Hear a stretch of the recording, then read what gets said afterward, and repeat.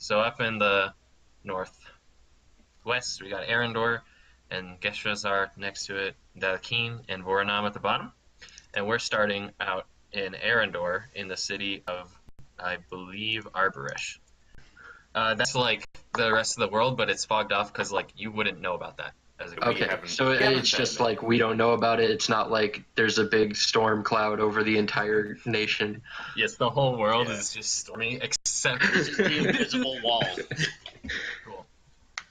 All right, so we're starting off today in the town of Arborish, and so as y'all have all been brought here by a mysterious man who goes by M, who has written you to come to what's the name of the tavern? The Rock's End Tavern, and he wants you to meet him. So, y'all are all outside of the city of Arborish, so kind of like on the outskirts. There's a lot of like vineyard area around you and whatnot, and you're all outside of this huge tavern called the Rock's End. And yeah, inside should be this just mysterious man, M. So we're already together at this point? Y'all are all like arriving at the same time. Okay. Cool. And Pikker and I came together because we love each other. Yep. Aww. How kind. Cool. So everyone can just take a second to describe what your character would look like to the other members of the party. So, you kind of like, my character stands out a little because he's not like dressed super fancy, mostly kind of in rags and like covered in seashells, and has this like big kind of staff made out of driftwood. Just kind of a short human looking guy, like 5'5.5", somewhere around there. A little bit older guy, kind of a scruffy red chin beard. But yeah, other than that, just looks like a hobo. All right. My character is a tiefling barbarian. So he is tall, dark, and handsome. Like that one guy from the Old Spice commercial. Like that. By dark, I of course mean skin of red, and by handsome, I mean looks like Hellboy. It's very inspired. He has horns. They're very polite. Don't stare at them too long. And he's a nice. Here's the thing with the horns: are they sawed off or are they full horns? They're kind of stubby. Like they kind of just round off at the end, and you can't really tell if that's natural or if I trim them that way. They're very non-threatening. They're very neutral, I'd say. Chaotic neutral horns. I have just a little 5 o'clock shadow, as I'm something of a young adult in the tiefling realm. I'm a 16-year-old, 5-foot-tall angry bird. I've got black skin with red feathers and red eyes, big bushy black eyebrows. I just look really upset all the time. I really don't like pigs. And, you know, I'm wearing like a long black cloak, trying to hide my face a little bit. I don't like to be the standout guy, which is kind of unfortunate because I'm bright red. So Big bushy there you go. And you're friends with Heckmann, right? So you'd be. I am friends with Heckmann. So you're both just bright red. Yep. All right, and Milo. Okay. I am a little halfling, so I'm about 3 feet and then some tall. I'm coming in riding on a little pony, and I've got some chainmail armor on with a sword strapped to my back. I've got brown curly hair. Yeah, you know, typical halfling fare. Yeah. Very nice. Very You're all nice. outside the tavern. Have at it. Well, I'm like just kind of standing outside the door, like not going. I look very nervous. Like I'm not comfortable around here. I'm just kind of looking around, seeing if anyone makes long eye contact with me. I'm trying to figure out who M is. So M would be inside the tavern. You're outside the tavern. Did they say that? They said meet me at. I do make eye contact. I do make eye Oh, contact. I approach this man that has made eye contact with me. I'm gonna follow behind Heckman because I'd rather not be alone at this point in time. I kind of like notice you Well, pop up. That's going on. Hello there. Can I help you? I was hoping you could help me. Are you I can help with you. You look pretty capable. you a regular here? I'm looking for a man that goes by the name of M. Well, you're looking for N. I am not he, unfortunately. But I am looking for him as well. Oh, well, that's very convenient. Perhaps would he be inside? I'm gonna I suppose. I'll ride up to the group that's talking about this M. Hello there. I couldn't help but overhear your conversation. How rude of you. I don't know how much of a conversation it is. But are you also looking for this man named M? Indeed, I am. So, it appears I'm going to assume you two are as well? Yes, Uh, I am. Make that 3. My kid over here is also looking for him. I'm not your kid. Your child? Yeah, I think was you can very tell I'm not your confused. kid. Well, all right. Let's go inside. Let's find this. And if we're gonna try and do a father-son relationship here, I would be the father, okay? Oh, is that so? I broke you out of that cell, okay? Well, while this is going on, I'm just gonna go park my horse off in the stables. All right. Your pony. I mean, Very yeah, good pony. looking horse, I might say. Well, I thank you. And I'll follow the one that's not arguing about who's the father or the son in their relationship. I'm just kind of standing here. I look like I kind of don't want to go in. Look, I think we've kind of blown this out of the water so far. I'm gonna figure out who this M is.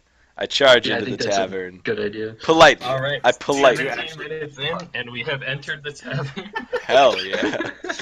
All Progress. right, so, Heckman, the very first, so you open the door, and you get in there, and it's a pretty spacious tavern. Like, you'd say that it could fit a bunch of large parties in there. You notice that it is about 2 stories high with, like, a vaulted ceiling, and only in the, like, upper right corner of the building there's, like, a second floor.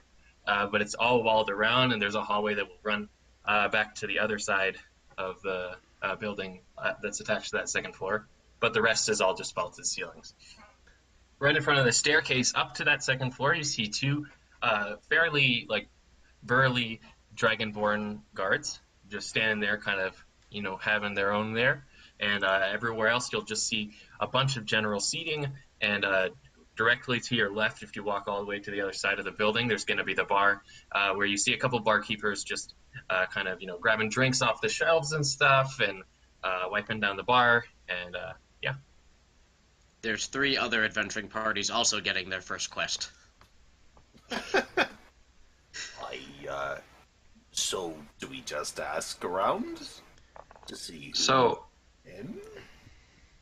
the first thing I'm gonna do, I'm gonna take a look around for valuables. There it is. So that's a perception roll. Are you still right by the door? Have you gone in, or? I've kind of followed in after Heckman. Well, Heckman, how far are from you a- in? I mean, I just opened the door. I can step in if we want. I figured we had gone in already. Okay. We're all just like peeking out, like he's standing in the door. I guess we're all peeking in from the door, like freaking out everyone inside. All right, so the one of the barkeeps at the bar, he kind of looks at y'all and says, like, "Would you like to come in?" Yes. Yeah, this. Hey, what? Big red fellow. What's your name? Uh, my name is Rakshasa Heckman, but you can call me Heckman or Rakshasa, but probably Heckman. Okay. Okay. Would you mind stepping clear of the doorway? Oh dear, I'm so sorry. I Thank step in you. and I actually continue walking towards the barkeep.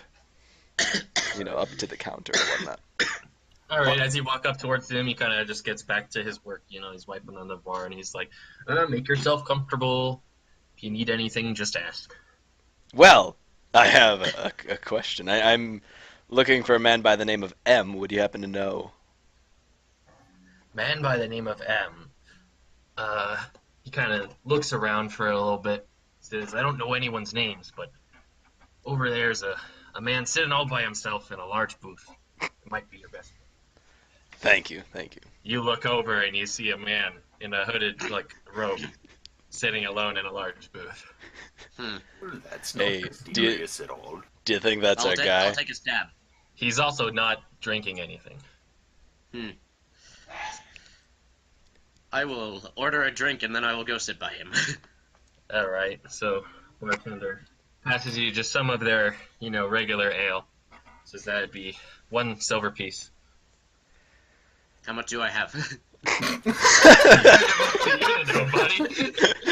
Walk into a tavern. I would like one of your finest ales. I do not have any money. I think I have money. Yeah, I'm sorry. I think I have money. We didn't really discuss this too much. 4 copper pieces. I'm sorry, not 1 silver piece. I mean, Okay. You can just start with 10 GP. Okay. Yeah, we're all starting, we've got whatever money we get from our backstory David, is.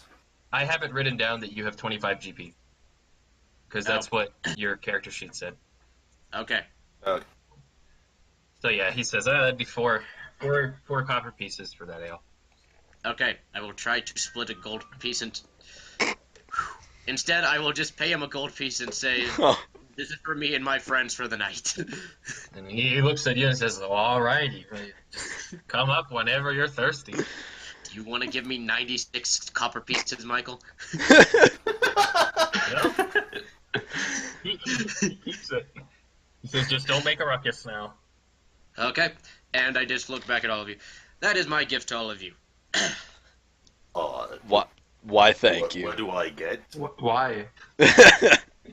What a... Why would you spend your hard-earned money on a fucking guy you just met? Well, it's a gold piece. I think I'll survive. Well, and with that, I'll go sit with Mr. Mysterio over there. Yeah, Okay. I'm gonna grab a pitcher off of that man's gold piece, and I'll bring it to the table, I suppose. All right, Heckman grabs an entire gallon of ale and starts walking towards the table. I'll grab a pint. I follow the halfling towards the table. I'm gonna grab a pint and start making my way slowly towards the booth. As I'm walking, kind of taking a look around, trying to see any valuables. Would you like to roll perception? I would. All right, let me know what you get. Hey, our first roll?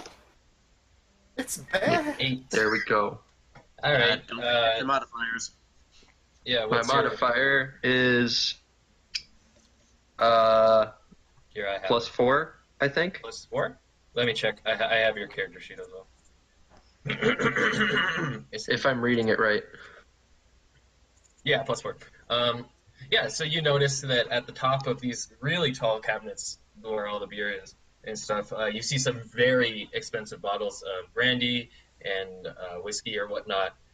You don't really see any other valuable things being left around, like down in general seating area, but those bottles are definitely things that you notice that stand out. Okay. All right. Oh, no. So remind me, has anyone sat down with M yet? I've just kind of followed everyone from a distance towards the... So far, I led the way, and I believe I don't know your name yet, so... All right, so You sit next to this hooded figure, and he's just kind of quiet. Excuse me, sir. Are you the man named M? He looks towards you. You still can't see his face because of the hood and how kind of just dim it is in that tavern, and as it is just around sundown when he told you that he would want to meet you guys. He looks at you two specifically, and says, well, if it isn't Milo Silverleaf and Baurus. No, actually, I'm Baurus, and I would assume that he would be Milo. Yes, I believe so. Yes, that's what I meant. Where are the other two? Well, since we're making introductions, I sit down if I have not already sat down. My name's, well, I know who you are. Rakshasa Heckmann. Much bigger than I thought you would be. that's So what the ladies say. How tall is Heckman? On a scale of 1 to 10, I'm pretty darn tall. Like 6 feet. On a scale of 1 to 10, probably about 6 feet. Okay. Okay. Okay, thank you. I kind of jump up onto the booth next to Heckman, and I kind of don't say anything. And I this just kinda must sit be there. your feathery friend Pikker. Yes, that it is. All right. Well, I'm sure you all have come here in response to my letter. Have Yes, you? that would- Yes. Yeah. I guess so. I stare at him and just wait for him to continue. All right. Well, why don't you all just sit down while I take some time to explain what exactly my master wanted me to get out of this little interaction. I sit down on the floor.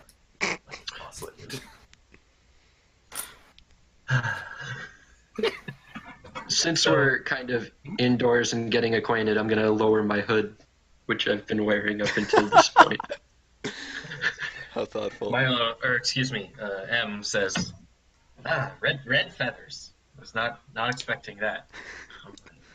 Well, so now that you're finally all here, yes, I am indeed M, this man that has sent you the letters, and I will not be giving you any more information about who I am. My master and I must keep a very strict policy of confidentiality in these matters. So, you four have been called to help us out with a little bit of a problem we have. See, have any of you noticed anything odd about this tavern tonight? Not except for our little group here. There's a lot of groups here. Give me a moment. I take a swig of the pitcher I brought with me. No, seems fine to me. I look around. How many people are in here? Roll perception. They might be invisible people, you never know. I got an 8. Nice. What? That's a How 7. many people do you think you see? A bunch of people, mostly like tieflings and half orcs, just kind of chilling and not really doing much. Are people like Yeah, nothing looks out of the ordinary to me. Are people like shoulder to shoulder, or They're like, in casual groups. It's not too packed in there. People just every table's occupied, but there's enough elbow room. Like But of course, you didn't see that. Only Lance. Only I see that. I'm legally blind. I am legally blind until I roll a everything's. 20 I don't make it into bars often, so like everything is kind of out of the ordinary for me. All right. So sits back and says, "Well, I bet none of you have noticed." And he points up the second floor, little overhang that's up there, and you can see that they kind of have like very translucent glass going around, so you can only kind of see shapes in there.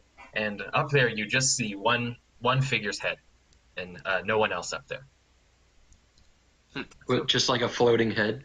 No, like you see the body, but you only see the head. If there's someone up there, There's someone there, but you can see the top portion of the you torso. only see the head. Okay. All right. And he What says, do taverns not have 2 floors? This woman who is sitting up there is a marquise from Arendor, which is, a piece of royalty not too high up in the hierarchy, though. Her name is Biri Dardendrian.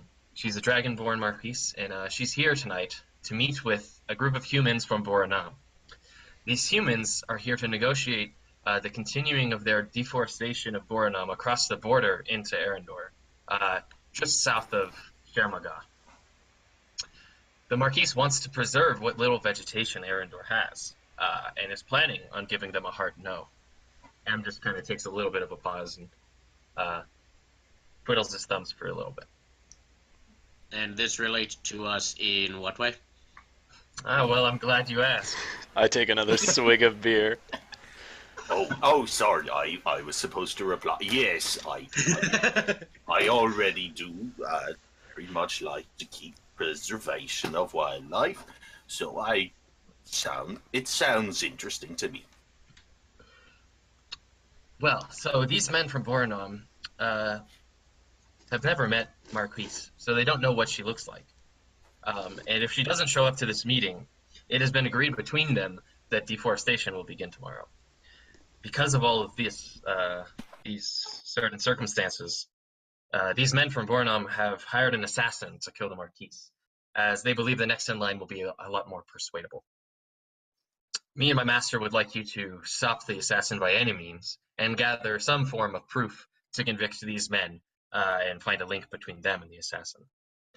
When you are all done with this, meet me back at this table, and you will be definitely rewarded. So why us? Oh, That is a matter between me and my master. We had our eyes on you, and he decided that you'd be the best for the job. all right, I understand that. Where do we find this assassin? What I can tell you about this assassin is that he is a kobold named Servo. That's all we know for tonight. Are kobolds common in these parts? Kobolds are not too common, not as common as, say, half-orcs or tieflings around here. So you shouldn't have too hard of trouble finding him.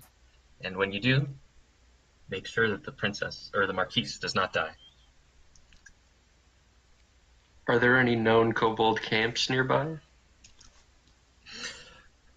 Any known kobold camps nearby? Kobolds in this land are not really monsters so much. They're kind of more of just people. So they would be living around the city as well.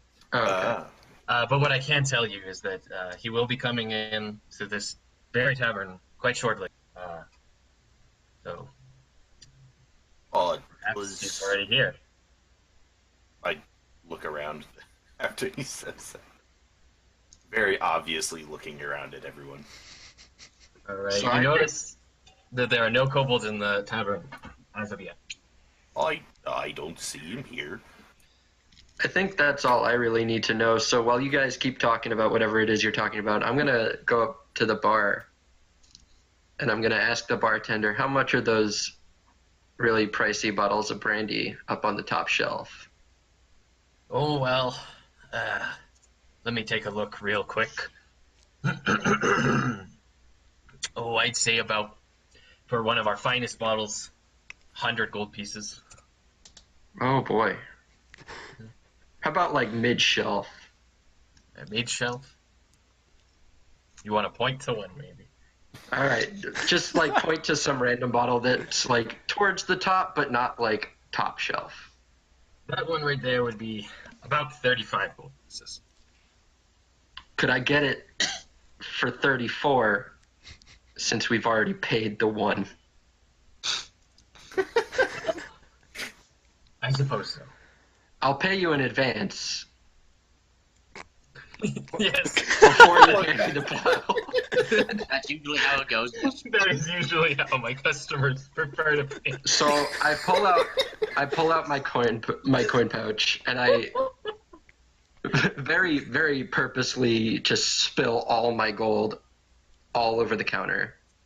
And as I'm scrambling to get all of it back up, I push a couple behind the bar. And then I hand him 34 gold pieces.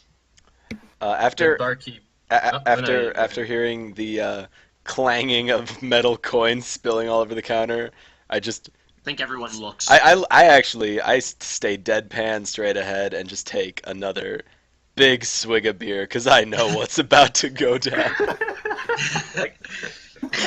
While all of this is happening, M looks at Heckmann, who's clearly distracted, Milo and Baurus, and says, "The only ways up to the second floor are towards the entrance of the tavern, which is guarded by two of the Marquise's guards, and towards the back of the tavern, there's a section where staff member can take some stairs to get up into the service hallway. I might suggest getting up there somehow, if you do not want to take on this kobold by force." I see. Now, does this Marquise know we're protecting her? The Marquise and I have not had any communication. All we know is that we cannot allow her to die. So speaking to her might not be the best way to go about this. Because she might think, or her guards will probably not like us too much. M kind of just sits back with a nonchalant attitude and says, there's only two entrances up there, one guarded by the guards and one on the back, just guarded by, the people running the tavern tonight. Other than that, I just need you to stop her from dying. I say we go to that back alley. I say we go to that back entrance and just kind of wait there. Yeah, I'm not one for force these days, so I'm with him. Cool. Well, going back to the barkeep just takes all of Pikker's 34 gold pieces and also keeps the pieces of gold behind him, pretends he didn't notice. So I say, hey man, I just dropped a few coins behind the bar. I think I dropped about 10. So how about you give me the 10 back?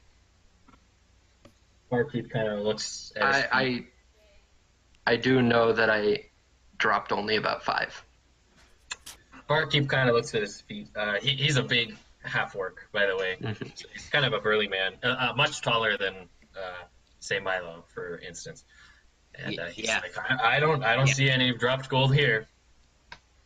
I say we take this opportunity while the barkeeper is distracted to get where we're not supposed to be. It sounds like a good plan. I take a 7th swig of beer. What is that, by the way? Can you roll Constitution? Yeah, anything for you. Modifier plus 2. Yeah. I got a 13. 13. All right, you're fine. Not drunk Can I yet. try a swig of that? Pardon? Well, the drink you're having there. I see a lot of people having that. I'd like to try it. Ah, give it a go. I hand him the thing that I'm holding. Whatever it might be. I do take a swig. Just some ale, yeah. Yeah. However, I have never had ale before, so All right. I You're start fine. just kind of spit it back out and just start coughing. What is that? Why are you drinking that? Keeps me going. Keeps your bones strong. More like bone hurting. Ugh. I hand the juice back to him. All right. Well, hey. So I'm gonna sift through my coin pouch and start pretending to count up my coins. I've only got 50 gold coins left, and I came in here with 95. So there's a discrepancy here, man. Barkeep's kind of like leans over the bar a little bit, puts his hands on the bar, shows off his big half-orc muscles, and says, "Hey, I don't see any gold on the other side of this bar. I'm gonna get you that bottle, and then you're gonna go back to your table." Perhaps we should go back around Agreed. I start to. I kind of I'm gonna be following motion Baurus. over it. I'm gonna motion over at Heckman, like, get over here, buddy. I get over Please. here, buddy. I assume Baurus and I are gonna try to find that back way. All right, so Boris and you go back to the back of the tavern, and you see that there's kind of a pretty small, not too big area, like maybe fits a small kitchen, hidden behind those like tavern doors that like would swing both ways, like in cowboy movies. Yeah, those things. And you notice that there are two, two tiefling cooks kind of back there, just chopping stuff up, and you can peer in and see that there's a staircase in the back of the room. Hmm. Are we standing outside the doorway? Yeah, you're kind of just standing right outside. You can see over. It's like a cowboy saloon door. You can see over it. Okay. Now, I'm not stealthy like my cousins, but do you have an idea of how to get through there? I mean, there's a doorway right here. We could just start walking in. I just kind of like Sure. start going in. We'll get through Direct. this somehow. Both the tieflings just kind of keep chopping up their food or whatnot, and then one of them kind of puts everything on a plate and gets up to go, and he sees you and kind of stops, and he's like, "You're not supposed to be back here." I would like to try to persuade him otherwise. All right, roll. Hey! It's something. All right, you come up with a sort of kind of reason for why you need to be back here, and he looks at his buddy, and they just kind of shrug, and he says, "You know, Food for my horse." we're not paid enough for food for your horse. We're not really paid enough to care." He just leaves, walks right past you. The other one kind of keeps an eye on you, though. Mm-hmm. Okay. Do we want to go back to the bar now? What's going on? Yes, please. Okay, Back to the so bar. I feel like I should have rolled deception or stealth or something, because I was trying to call Heckman over without letting the barkeep know that he's my friend. He's going up the ladder to get the bottle anyway, so he doesn't Okay. notice. Yeah. So I just kind of, as he's coming down, I'm like, "Hey, man, you know, I want my money back that I dropped behind the bar. Now, I know you don't want a fight in the middle of this tavern that you've worked so hard to build up." So the half orc, he's up at the top of the ladder, and he's grabbing that bottle, and he just looks down at his buddies, and he's like, kind of gets their attention, and then looks back at you and says, "Hey, we don't want any trouble here now, do we?" Yeah, I guess we don't. The other barkeeps kind of come up, and they put their hands on the table, lean forward, show off their big half orc muscles. Hell yeah. So I look at these three guys, I'm sizing them up, and I'm like, you know what, I think Heckman can take them. So I go ahead and I punch Heckman right in the arm. Wait, Ow! Just like enough to piss him off, kind of. I give Pikker a sock in the face. Meanwhile, Heckman, can you roll a d4? Yes, of course. I got 2. Pikker, you take 2 points of damage. Okay. And you get knocked prone. Okay. Yeah. oh jeez. All right, so that barkeeper starts coming down, and while Pikker's on the floor, he notices, due to passive perception, 10 kobolds walk into the tavern. What? 10 of them? And they're all laughing, and they're kind of playing around, they're all screaming in Draconic, so none of you can understand them. And yeah, they're just kind of all having a good time, ready to come to the tavern. Who are we at here? I mean, I just... Okay, so I guess Boris and I since are in I'm the on the back. ground, You hear this? I'm on the ground. I'm gonna start yelling in Orin. Mhm. Ideally, it's not a pitched language. I really hope not. So I'm gonna start screaming in Orin. Pretend I'm kind of like cussing Heckman out, but really I'm sending a secret message to Heckman. hey, those are the kobolds. I think I'm gonna kind of let this small amount of money go. Let's focus on that. I pretend to not scream back at him, but I'm clearly portraying myself as annoyed with this little critter. Again in Orin, and I say, "Well, I don't really know what to do in this situation, but hey, I'm sorry about your face, man." Alright. The kobolds are all like they're all at the bar, kind of just total disregard for Heckman and Pikker, like standing over them or whatnot, and they're all kind of shouting at the barkeep in common now, who has placed your fancy bottle of brandy right on the bar, and just kind of disregards you. Okay, I'm gonna grab the bottle and just slam it in my pack, Slam dunk Alright. that boy. Just breaks. and then put my hood back up. All right, your hood is back up. Cool. Do we want to go back over to the kitchen now? Yeah. Sure. All right. So I kind of like while he's making the. While I'm excuses making and the everything. conversation, I vote Yeah. that you go upstairs.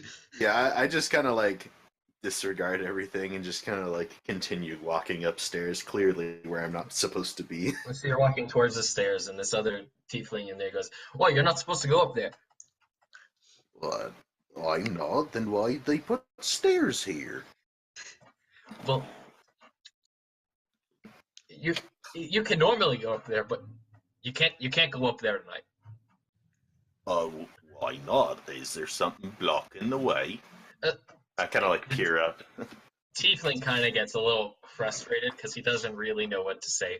So he just kind of points his butcher's knife at you and says, "Oh, don't make me tell you twice." Oh, now there's no need to get violent. I'm simply trying to just waltz up these stairs here. All right, so the tiefling is facing Baurus, and I'm assuming Milo is kind of behind him, and he's just kind of pointing the butcher's knife at Baurus, and slowly kind of takes like maybe 2 more steps towards the stairs. Says, "Hey, listen now, you can't go up there."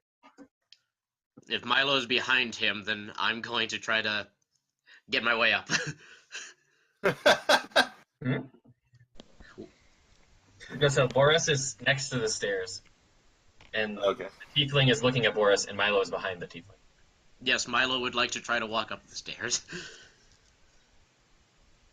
All right, roll sneak. Oh boy. See how this goes.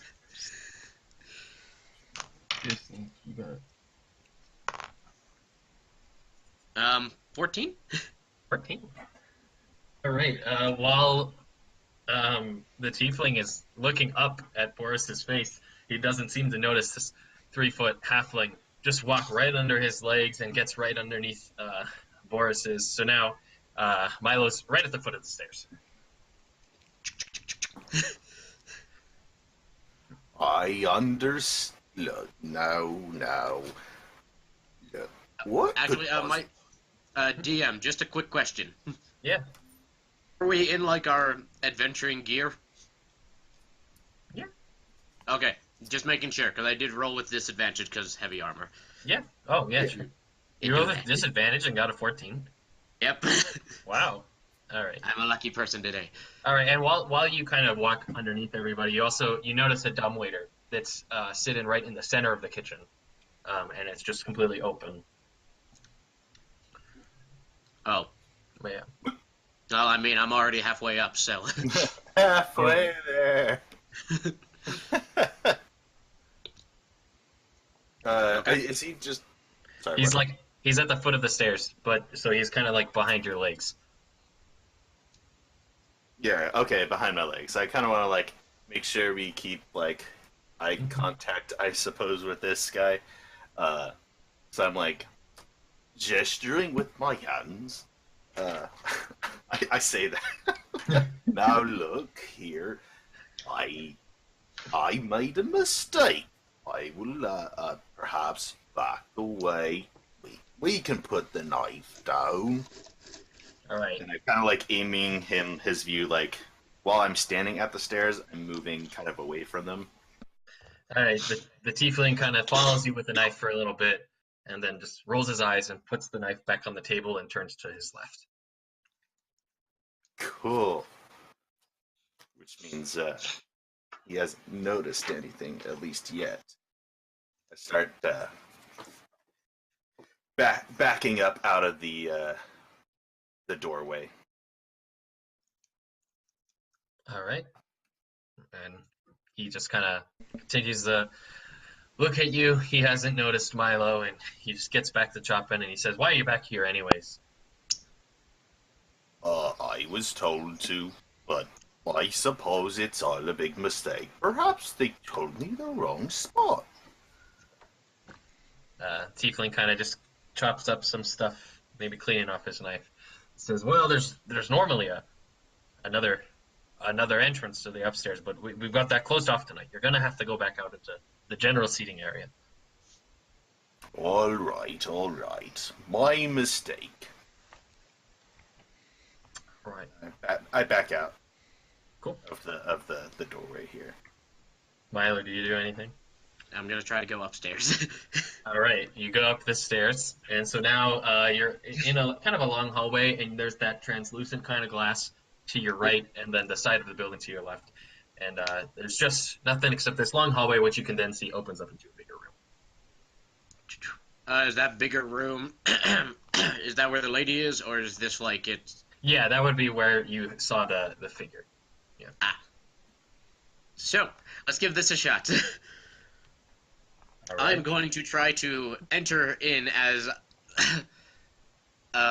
unthreateningly of a manner as I can. Can you roll charisma? Yes, I can. Oh boy, how's a 9? A 9 plus 4. No, Oh. total. All right, so you My walk dice have in. betrayed me. You walk into the room and you say like, "All right, I'm not here to," and then maybe you trip and you fall right over Claudia's face. And so this Marquise, she turns around and you see now that she's a copper-skinned dragonborn, dressed really fancy, like nice robes and stuff, and she definitely looks very dismayed. And she looks at you and she says, "What are you doing in here?" I'm gonna try to stand up and be like, now, wait a minute. I have a reason for being here. She's just your disappointing grandmother. Yes, basically. She sits there patiently. Okay, so I assume you heard the influx of little kobolds downstairs, right? Would I know about that? No, they weren't that loud. Building's kind of big. Okay, never mind. So, a few of my friends have heard about this deal that you are supposed to be making, and we have Yes, also she heard that. cuts you off. She says, "Yes, and I have heard that I am supposed to die tonight." Yes, but not by me. And she says, "Yes, I know you. You don't seem like you would pose much of a threat." But yeah, when I arrived at this tavern, I could tell that something was off with my guards. I believe that these men from Bournam, who I am going to meet with tonight, uh, have bought them out, so they've turned against me. Oh. The men should be getting here at any minute now, and I feel a little bit trapped up here.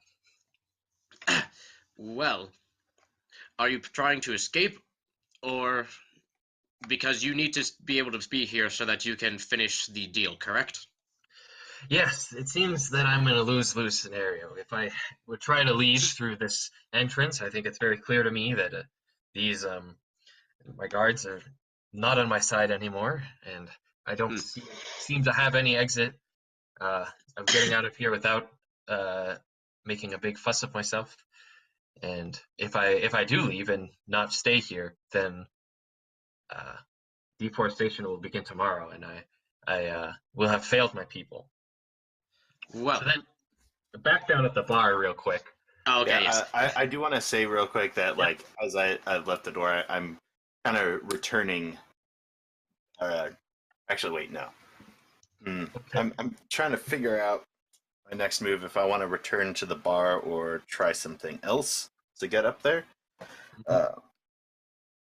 Let's see. Well, Yeah, so back. Oh, don't worry, I'll wait. I I'm will still on return the to ground. I'll just sleep down here. No, you got up and you put the bottle in your thing. Oh, right. Yeah. All right. So you're back at the bar. Pikker and Rexasa both notice a very drunk copper dragonborn woman come into the bar, and she's screaming and kind of falling all over the place and stuff. And then she just kind of sits at a table, and someone gives her a little cup of water, and she's just sipping on Neat. Mm. So Cool. I'm gonna Flavor. just real quick look at her real intensely. Hey, does she have any valuables on her? She doesn't seem like the kind of person who's in any state to guard those valuables.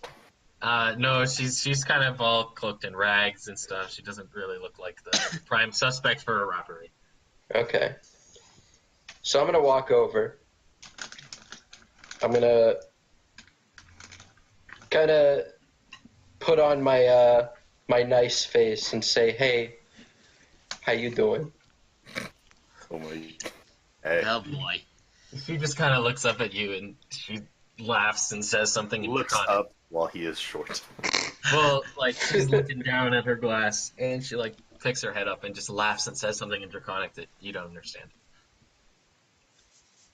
And a little spit drools out from her jaw. Gross. Thank you for that finishing touch to the. So she has clearly not reciprocated this friendly advance. So I'm gonna go a different route. I'm a little upset now. She's insulted me. I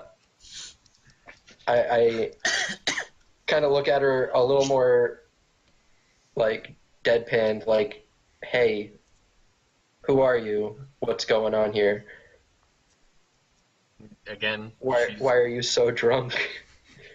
This is the only tavern in town."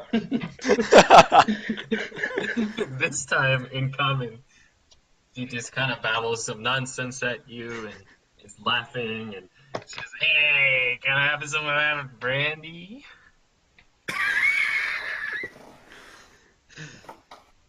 Smell it on you. I'm gonna pull it out of my bag, confused as to how she knew I had it. Oh, this brandy? Question mark. You are the worst. Do you say the word question mark? I did. Okay, good. She says, "Yeah." You know, this brandy has been in my family for generations. I turn around. I kind of scratch into the bottle, like kind of like a shield emblem that doesn't really look like anything. And I turn back around and I show her the shield that I just scratched into the bottle. As you can see, this is a family heirloom. If you want this brandy, it's gonna cost you. She's like, "Well, I don't have any money." Fuck you, order a pizza. Anyways, let's go back up to. Well, actually, Boris, you haven't done anything in a while. Where are you at? Yeah, I was saying I'm returning to the bar, the main bar area. Oh, okay. So you're there, and so all the kobolds are kind of like, they have all like their drinks now, and some of them are actually behind the bar, just grabbing their own drinks and stuff, and they're going up and down the ladders and trying to figure out what they want to drink. Seems like they're close with these bartenders. So they're and some of them are like sitting down in general seating. Oh, good. Okay, so I kind of like perk up. I was like, oh, hey, look, there's kobolds here, finally. Perfect chance. So I kind of like saunter over to one of them and I said, "Excuse me, would one of you might happen to be an assassin?" All the kobolds kind of look at each other. Man, I love And the they're diplomacy on this team. All the kobolds just look at each other, and they one turns back to you and says, "Well, how much you paying?" Oh, no, see, I'm not wanting to buy one. I'm looking for one that apparently is doing a job, and I would just You like remember to have that a his chat. name is Servo. Thanks. I believe he's called Servo. I don't know, no servo. They all kind of say and scratch their long chins. And they kind of keep looking at each other and giggle a little bit. They take some more swigs of their ale, and one looks back and says, "So what do you want?" Oh, servo. Well, we don't know him. And they just laugh together and then start drinking a little more. That's really unfortunate. I was, yeah, that's really unfortunate. I had something special for him. One of their eyes kind of peeks up, says, "Oh, something special now." Oh yes. Well, if you find a servo, you can talk to I and my friends. Can you can you roll deception? Yeah, yeah. We'll see how bad this is. Ooh, this should be fun. Oh, Hey! Wow. It's the highest roll we've had all day. So the kobolds kind of look at each other and they're like, kind of talking in draconic, whispering stuff like that. They shake their heads and they look back at you and they say, "Well, all right, Mister. If we meet a servo today, we'll we'll let him know about you and your friends." And they kind of gesture over to Rakshasa and Pikker, assuming that they're your friends because they also look very out of place here. oh yes, the red boys over And there. one of them kind of leaning back in his chair. Says, "Was there?" Oh, never mind, never mind. He doesn't say anything. He's I'm just leaning sorry. back. What was that? He doesn't say anything. Oh, okay. I'm sorry. Yeah. All right. Cool. Oh. So let's go back up to Milo. I didn't expect all four of you guys to be in different places. Yeah. That was the mistake. We split the party.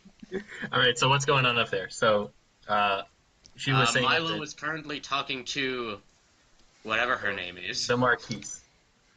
Yes. And somehow convinced her to not call out for her guards. Well, and she says, "Okay, well, it seems that you are the only person I can trust right now. Why are you up here?" Well, actually, it's for that very same reason. I don't exactly want you to die either. So, Well, that's there pleasant.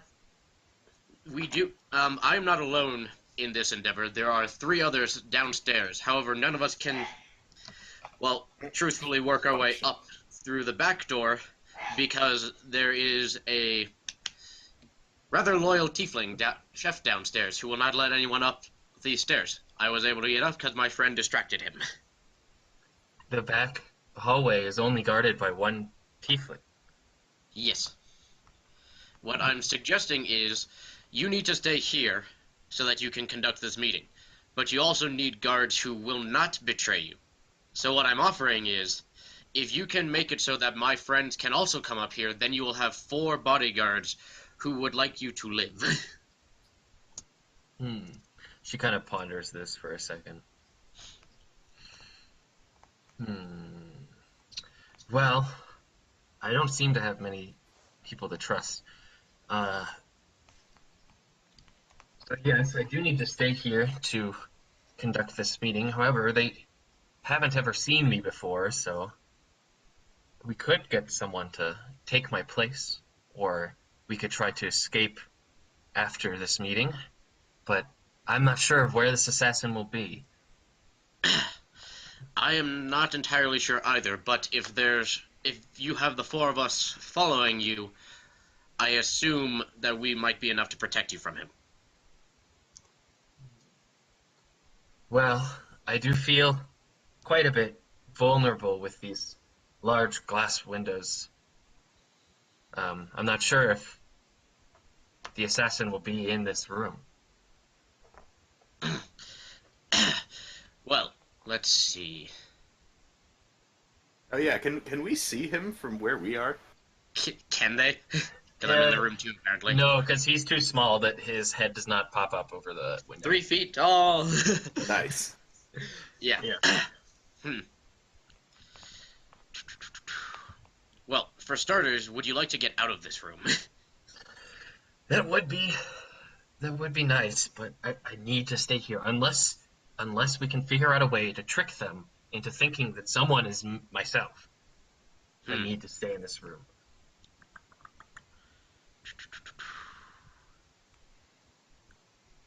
So do we need to make you look like... Do we need to convince them that somebody else is you in, like, mannerisms, or just a figure in the window that looks like there's somebody here? I would assume the only thing they know about me is that I'm a dragonborn woman. Well, I feel like we might be able to find one of those nearby. All right. Well, these men should be coming here within the hour, so I'll patiently wait for you. And if you come up here with your friends, perhaps we can just stand off against these men who seek to kill me, or perhaps we can try to escape in another way. Okay. Also, could you give me something that I can convince the tiefling downstairs with, so that I don't have to sneak past him each time? Yes, she kind of like takes her signet ring and stamps it on Thank something. you. Writes a little note in pen, gives it to you. Okay. Oh, did they have ballpoint pens back in No, it's like whatever a this feather. universe It's is? a feather and ink. I will go.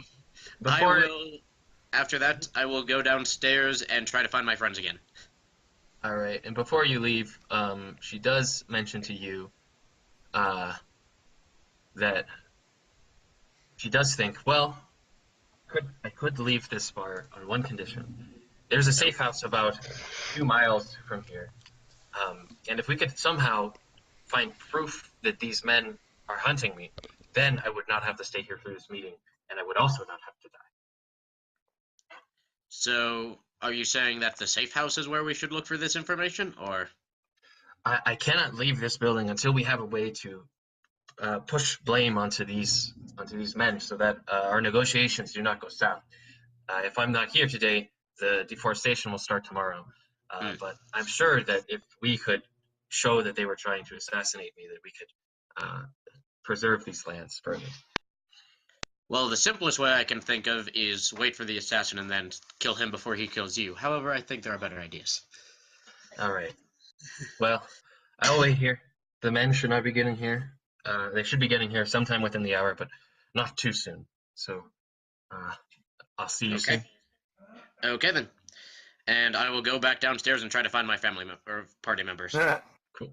We're your family. Not Okay, yet, you fuckers aren't. Speaking of family, I just think it's really funny. I hear my dad coughing in the living room, and then I hear it through David's microphone. Cool. All right, so let's go back down to the bar. What's going on down there? Well, so I'm still talking with this new Dragonborn lady, and she's got no money, as it turns out. But that's all right. You know, there are other ways you can pay for this this brandy, other than strictly monetarily. I'm thinking sexual favors, translation, because she speaks Draconic, and so do the kobolds at the bar. She could be my translator. When she hears the word translation, she starts yapping off in Draconic. Oh no. Yeah. Oh gosh. And then she kind of stops and takes another sip of her water. She's clearly unattentive. Okay. Yeah. I'll let you have some of this brandy, and it's pretty good brandy. Like I said, it is a family heirloom that's been in my family for generations, as you can tell by this poorly scrawled shield that I scratched into the glass. You gotta kind of be my bro here tonight. Be my wingman, help me pick up some chicks. Clearly, like, having a little bit of trouble understanding, but she nods her head. Okay. Boy. What is Heckmann doing? Yeah, what is Heckmann doing? He's been just standing there for a while. Yeah, He's just I know, he's just been sipping on it. No, he's yeah, just watching and sipping. I have just taken my 10th sip of this pitcher. I'm just going strong. And You're I'm good. passively eavesdropping if I hear anything cool from the kobolds. Do I want to roll for that Alright. or what? Sure, yeah, you can roll for perception. All right. Yeah, even though it's passive, I'll still have you roll. I get a 16. 16. Wow. Yeah, Is that with modifiers? it is. Cool. So you have heard that the kobolds are all kind of saying like, "Hey, where's the biggest ladder? We need that bigger ladder."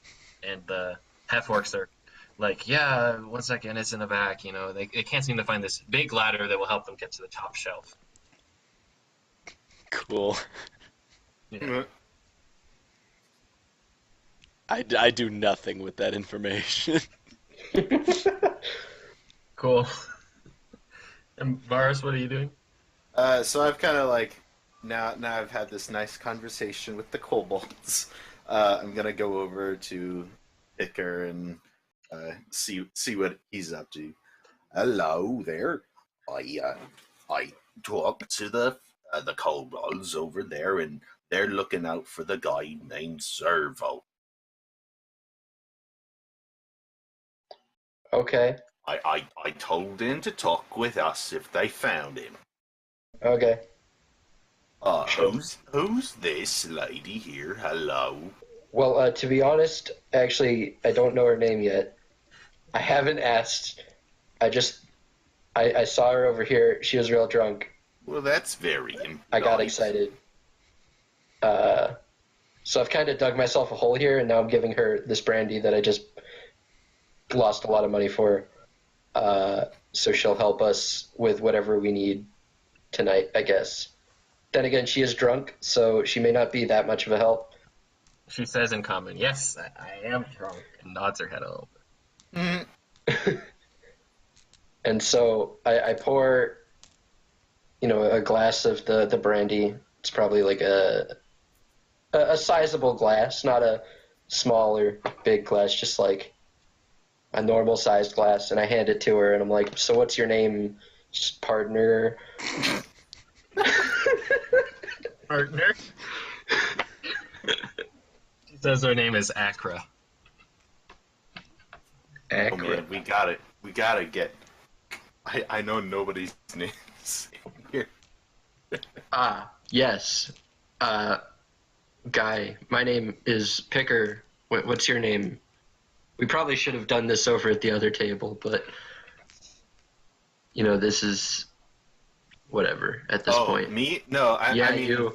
I didn't catch your name. I wasn't paying attention. I'll be honest. Oh, I am a Baurus, and your name is Pikker. I did catch that. No, what I was referring to out of character was the fact that I know none of the NPCs' names. Oh, gotcha. Cool. So y'all are just doing that. So we're just kind of shooting the shit over here. So, Yeah, Other right people now I'm kind of weird.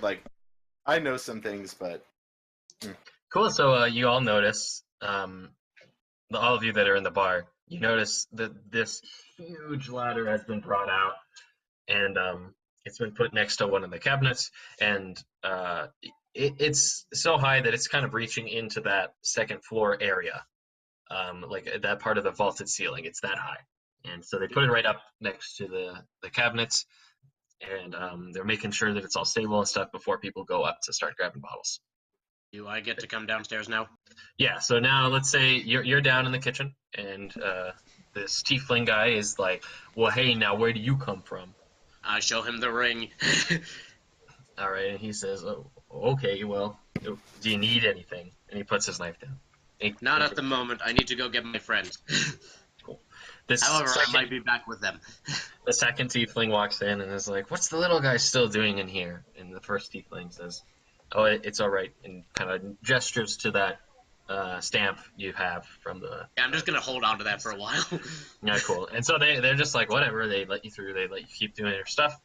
You see, they put some of the food on this dumbwaiter and start sending. One of them goes up, and you notice that the dumbwaiter starts to move up because he's pulling it up. So there's just food on that dumbwaiter? Yeah, he's pulling it up. He's gonna bring it. Cool. nice. Okay. and I'm gonna go back out and try to find my friends, and probably see a bunch of kobolds. All right. You see a bunch of kobolds. There's about, I would say, 6 of them in the general seating, and you see 4 of them in like the bar area, kind of just doing stuff with the half orcs. Mm-hmm. Yeah. And do I see the ladder also reaching up into like the second floor area? Yeah. You see this very clearly. Hmm. Like you could not miss it. It's a huge ladder. I'm not liking what's being put together in my head right now. All right. I do walk over to Milo at this point after seeing him walk in and is like, "Oh, hello, Milo. What'd you find out up there?" We might need to talk. Can you get the other 2 over here? Oh, certainly. I go over to both Pikker and Heckmann, tell them to kind of meet us over at the same booth we did earlier. I skitter over to the said booth, still clutching my So- pitcher. I leave the bottle of brandy with this dragonborn lady. He snatches it. Yeah. And I say, hey, don't black out. We might need you. With a dismayed look on her face, she kind of puts whatever like cap is back in there, like puts the cork back in the bottle or whatnot, grabs it by the neck, and gets up and starts talking to some of these kobolds in Draconic. So now I start moving over towards the other booth, but as I'm walking, I just want to look over at the ladder reaching up towards those cabinets. Are the cabinets locked in any way, or are they just like, oh, these are so high up, nobody's ever going to reach them? Like they're all behind the bar, so none of them have any locks or anything on them. Okay. Yeah. So Okay. I've now reached the booth. Okay, so y'all are all back together, kind of in the middle of this tavern. In the Okay. overhang hangs kind of over you, but it's a little farther back. You'd have to take a couple No steps. way, the overhang is over. You'd have to take a couple steps to be under it. No, Mhm. we have a few things. Alright. We have a few things to worry about. Firstly, our lady upstairs is fairly certain that her guards have been bought off. Well, that's Well, of course they have. And Who would- secondly, Who would she guard has for told me that she free? cannot leave. She's told me that she cannot leave because she needs the deal. She needs to say no to their deal, but she can't stay because she knows that basically everyone's against her right now. So, just curious, do I see the Dragonborn lady? Yeah, she's kind of talking with a bunch of the kobolds, and the kobolds keep kind of influxing, like switching places between the bar and general seating. So she's kind of talking with just whichever ones are in general seating. Why I'm can't gonna- you just leave? So, because if You she don't want to. leaves, then the deal doesn't go through. However, how well do we think we can get that lady over there to pretend to be, fancy? I got you, but I did just give her an entire bottle of brandy that was quite expensive. Lovely. She is kind of indebted to me at this point. Okay. I was but- hoping it would be more sexual in nature, but apparently not. Well, okay. See, here's something that we can try. If we can leave this lady here to just do what she's told, we can get the real one out. And hold on, I need help making a plan, people. Oh, I see. It's a good old game of switcheroo. So, However, why I'm not can't- so sure how well this lady's gonna survive if we do that. why can't this person we're trying to get out leave? What's the reasoning? If she does, then the deal just goes through, and she doesn't want that deal going through. Right, so if she gets out and leaves a double behind, doesn't that still... Except the they deal. don't know who she is. All they know is that Gotcha. she is a female dragonborn, which I like. Okay. Female dragonborn standing there. Also, can I just keep a general eye on the kobolds to make sure that they don't disappear up the ladder? Yeah, you haven't seen any. Yeah, if you want to keep like your passive perception kind of aimed towards that ladder, sure. It's going to be a lot harder to see the ladder if you're looking through the transition.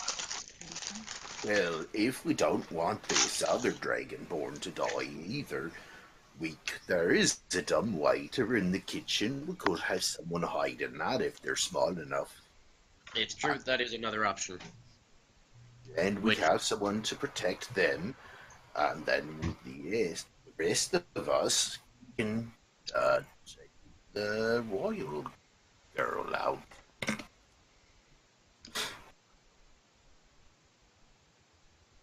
Are you guys back at the original booth? Yeah. Yes. Oh, M sits there, and he's What? just- Oh, Emma's still here? He's kind of twiddling his thumbs, and he's drinking an ale now, but he's not paying any attention to you. Hello, dude. Are you not interested in this at all?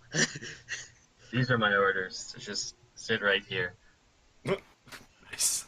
I thought he left. The lovely orders. Do you know which one of these kobolds might be the assassin? His name is Servo. Do you have anything else?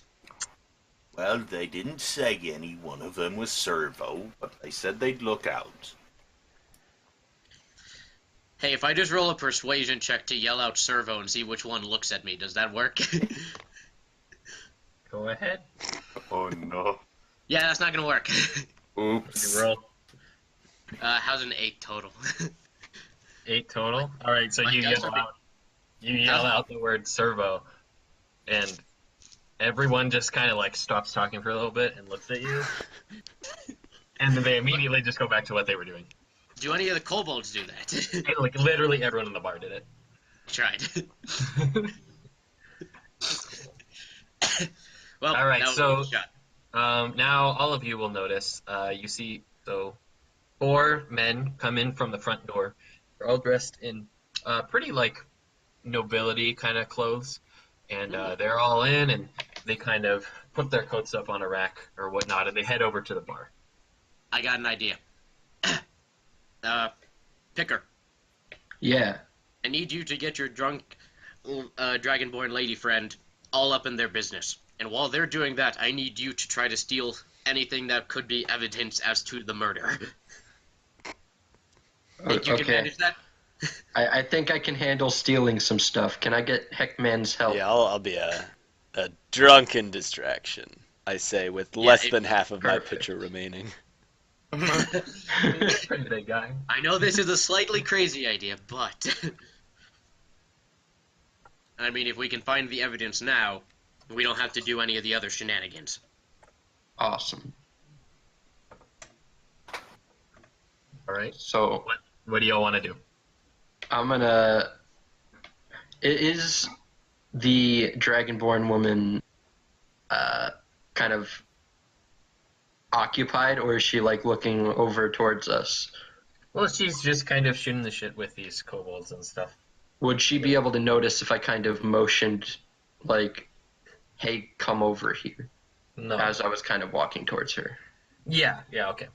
Okay, so I'm walking towards the bar, and I'm like, "Hey, get over here." Kind of meet me in the middle, kind of thing. And Alright. when we do meet each other, I'm like, "Hey, I've got a thing you got to do for me. This is how you earn that entire thing of brandy." Which she is holding, by the way. That she is still holding Yeah. in her hand, I guess.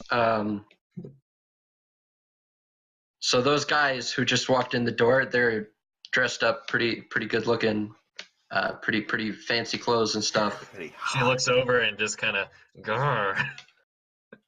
Uh, Ugh. So, how do you feel about going over there and just kind of distracting them for a bit for me?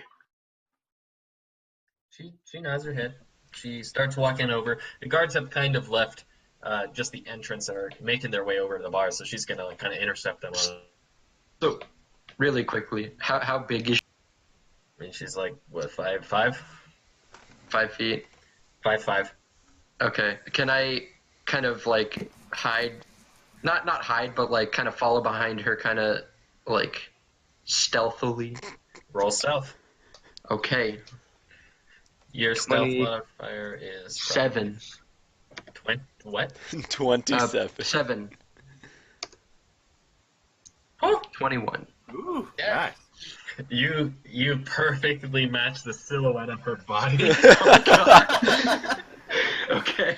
as she walks over, and she starts.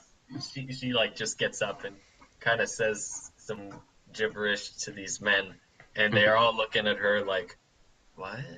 And one of them is just like, "Marquise Beery, is that you?" So as she's doing that, can I just kind of take a look at these guys, see what they've got on them? Yes. Would you like to roll Okay. perception? That is perception. What is my perception? It's +4. Score, yeah, roll that. Yeah. That is high. You have a 7 modifier on stealth? That's ridiculous. Yeah. Jeez, man. Wait, how do you have a I 7? also He has I have 16 dexterity, and I have a double proficiency on stealth and sleight of hand. Oh yeah, that would do it. Never mind. all right. So you rolled a 12 on what Yep. was it, perception? On perception, yep. So you notice that they're all kind of wearing these necklaces that seem to be made out of gold. Okay. One of them is just wearing much fancier clothes than the rest. He's a little taller and he walks with a cane. And you can notice that in their belts, they all kind of have a bunch of like papers just kind of sticking out. Steal all that paper. The paper would be nice, but those necklaces. Oh no. So, anyways, the drunken woman just kind of goes along with whatever they're asking her. So they're like, "Marquise, is that you?" And she's like, "Yeah, yeah." And, Oh my goodness, it's working. still pretty drunk. So she's definitely not having the most charismatic of encounters. Hey, question. Would lay on hands happen to fix drunkenness? Sure. Sure. Why not? Okay then. I'm just gonna kind of walk, like, by her, and as I walk by her, just, little 5 hit points of healing as I walk by. All right. He like brushed by her, and Yeah. can you roll sleight of hand? Sleight of hand? I can Yeah. certainly try. Come on, one good roll. How's an 11? How's an 11? All right. They kind of notice you touch her, but no biggie there. Anyways, then she kind of starts sobering Making up sense. at a very rapid rate, and she's like, "Oh," and kind of goes along with what they're saying, and they're like, "Hey, why aren't you upstairs? Weren't we going to meet upstairs?" And she's like, "Oh, well, I'm down here because I motion over at Heckmann as yeah. this encounter is going on. Hey, now's the time for a distraction. Oh shit. I just slap my pitcher to the ground, hoping it shatters. It makes a lot of noise. Yeah, it makes a lot of noise. Everyone in the bar area is startled by this, including these nobles. Yes. Oops. This is the most jank mission I have no follow-up to this. I'm just In the Alright. in the confusion, I'm gonna see if I can snag some papers Sleight of hand. off of the best dressed, tallest guy. All right, sleight of hand. Okay. Roll D20 plus 7. Really? What did you roll? No! All right. You grabbed a tuft of papers from this guy's belt, but he definitely noticed, and now he notices that there's a big red bird behind this guy, who is also sobered up quite a bit. So she's not really as persuadable anymore, and notices that she's holding this bottle of brandy, doesn't know where she got it, and she's like kind of just confused about all this. So anyways, in the men, the men and all three of them draw their swords. They have rapiers. They all draw their rapiers, and they point them at you, and they're like, "Who are you?" And this dragonborn woman is like, "All right, I'm getting out of here." And she just runs kind of to the back seating with the bottle of brandy. Sorry to interrupt, but did you say the guards had left their post? No, they're still there. Okay, good, because I thought you had said they had left to go to the bar. And I was like, uh-oh. No. The men entered near the guards, and then Yes, the yes, men yes. Okay, walked okay. up to the bar. Yeah. Okay, we're good. I kind of put on as if I'm more scared than I actually am. I'm just a pickpocket, just trying to steal some of your stuff, guys. I swear, don't kill me. I meander over there, stumbling more than I should. I'm playing it up a little bit, and I'm like, what's with these swords, rapiers, if you will, gentlemen? Sword. One second. I just want. Ben just said, "I am guilty. Please do not hurt me." I'm just a simple pickpocket. I'm not here to steal the assassin's contract kind of stuff. Alright, I'm just here to cool. take some of your valuables. Anyway, so Look, Heckmann says the thing about the. this is Yeah. my favorite bar, and I'd hate to see it get bloodstained. The owners here, they work very hard to make it look nice, and I mean, I dropped my pitcher earlier. I don't know if you Yeah, noticed. what was that for? I'm- You were just sitting here very nice. Now I'm kind of like walking I'm over. I'm not in a good place right now. I don't want. Milo, you're behind them because you walked by and kind of brushed your dragonborn woman. Yeah. Yeah. I'm gonna pretend that I'm not a part of this and continue moving. Just walk away. Okay, so what's going on? What do you guys do? All the rapier men are kind of like just kind of moving their swords between all three of you, and they're like, "What's going on?" Kind of looking at each other. Oh, look now, nothing to get. They're just very drunk.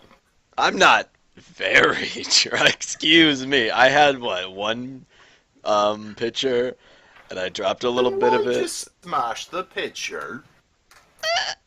It was good. All right, so all the men say enough, and the one in the middle, he kind of points his sword back to Pikker, and then the other two men follow, and they're like, "Give us back those papers, or taste our sword." Can I stick out my tongue and lick the sword? Oh no. Oh boy. The man whose sword you did this, he kind of repels it because he's just a little shocked at this.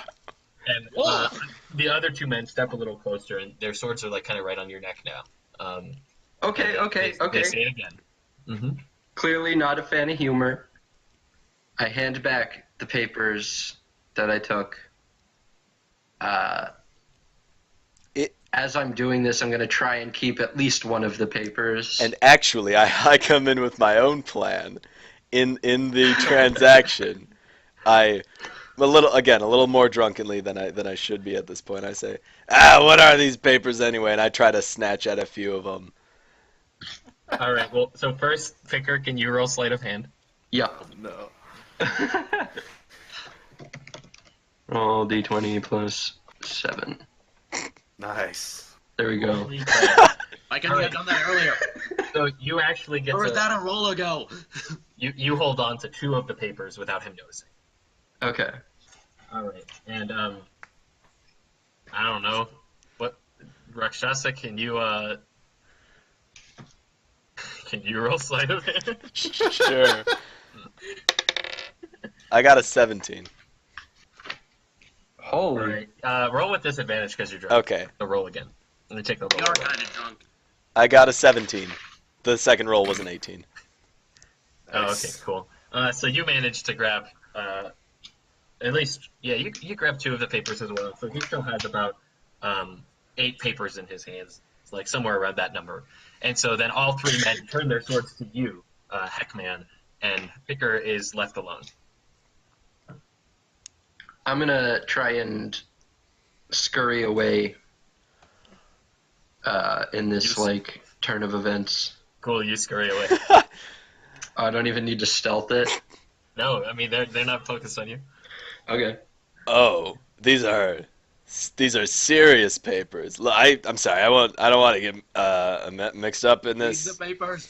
I just I like probably a little too obviously angle my eyes down toward the papers, seeing if I can. One of the guards kind of stabs the papers with his rapier, and it goes out and kind of reaches right up to your nose. Okay, hands off the papers. They're yours. I just yep. Sorry. Can you roll perception? It's disadvantage. I got a 14. Alrighty. Let me just one second. Alright, you see just some like trade numbers and stuff like that on the paper, but nothing that would really like catch your eye. Cool. Cool. Alrighty. So these men are quite angry with y'all, and so one of them takes the butt of his sword and just kind of like hits you in the chest with it, knocks you back like a step. Oh So all no, this now chaos- let's not here. Let's And let's so, get away from this situation. There's so no one of the need to guys be turns his hasty. sword towards Baurus and says, "Yes, you better." So while this chaos has been happening, have the kobolds gone off to do anything? Or are they all The just sitting kobolds there? are still just kind of running around. They're going up the ladder, but not the full way. They're still just grabbing bottles and drinking, and they're Basically, I'm clearly making... friends. My goal is to see if one ever disappears. Yeah. All 10 are still in the area. Okay. How many of the well-dressed men have I heard talk at this point? You have heard all 3 of them. Okay, so I'm gonna use deception, try to like use one of their voices to kind of insult the tall guy. I can't believe you let that fucking bird take some papers. Roll a Do you deception. think you'd get like a voice mimicry thing? Yeah, they Yeah, have I'm a voice- Kenku, so I have I can duplicate any heard sound, Oh, that's so Perfect. cool. and that's deception. So +4, 20. Nice. All right. So yeah, you say in that guy's voice, you just say, "Oh, I can't believe you let that bird take your papers," and you say it loudly enough that the guy in the middle hears it, and he turns around to his friend and says, "What did you say?" And then they kind of get in a little bit of an argument. Do it again? And so the 2 of them are facing each other, and the one is kind of left out. Mhm. I don't even know So what now- I'm doing at this point. I'm just kind of standing here. I'm kind of I'm gonna say the same thing again. You heard what I said. Why'd you let the bird steal your papers? In the All right. same guy's voice. Roll. While he's looking at him? Yeah. Gonna be driving them insane is what's about to happen. 17. The middle guy gets even angrier, and he pushes his friend over, and he's knocked onto the ground now, and some of the papers in his belt kind of flush around the ground. Now, question: am I nearby that? I mean, you're a good 10 feet away. Okay, too far away from my little halfling arms. Yeah. I'm still pretty close. It sounds So- like Boris and Heckmann are within a 5 feet radius, though. Mhm. Yeah. Yeah. I don't have good dexterity, so I'm trying to figure out like if my character is one who would do that. I suppose I'll go ahead and grab it. Just to All right. participate. Can you roll sleight of hand? Give it a shot, boy. No. Roll with advantage. Oh, with advantage? Alright, Yeah, because cool. they're distracted. Yeah. Yeah, 11. You got 11. So you managed to grab one of the papers, but the third guy who's not in this argument notices, and he gets his sword right out on top of your wrist and says, "Put that back where you found it." Oh, well, I was picking him up for you, of course. All right. He kind of lifts his sword a little bit and says, "All right." Thank Sorry. you.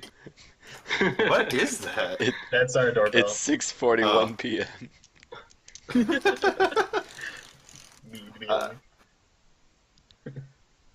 So I'm picking him up, kind of like slowly, and I put like a hand on my back because I look a little older, so it's like my back trying to pick these things up slow because I have no idea what I'm gonna do to like get out of this.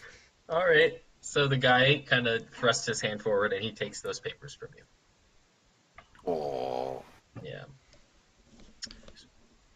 So do you want to maybe look at your papers?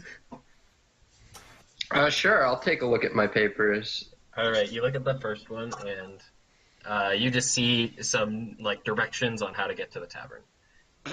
You look at the second piece of paper and it's just more like trade numbers and stuff like that. Okay. Yeah, nothing that would interest you in this scenario. Milo, you're still watching this ladder, and you notice that there's a kobold up at the top who's passing down some bottles, kind of lingering a little bit, but he seems to be a little preoccupied with this whole fight that's going down at the bottom. Mm. Is anybody not in this mess at the moment? I'm kind of like I'm here. I not just in the gave mess papers right now. back, but I'm like kind of like backing up a little I'm bit. kind of further removed from this. I'm gonna go over and nudge Pikker and just kind of point up to the kobold all the way at the top. Mm. You think? Okay. I think that if one of us could get over towards that ladder, we could push it over. Not wrong. And he could fall. Well, I would vote you because I am very stealthy. This clinks, so I'm not the best for this. I am very stealthy, so I could take a whack at it. Do I trust overhear you. this conversation?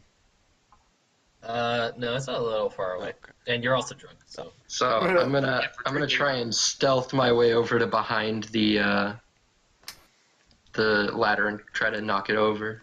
All right, roll stealth.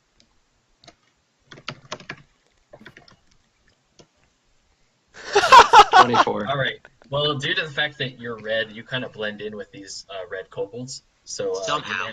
you managed to sneak back behind, and now you're at the base of this ladder. All right. I'm gonna.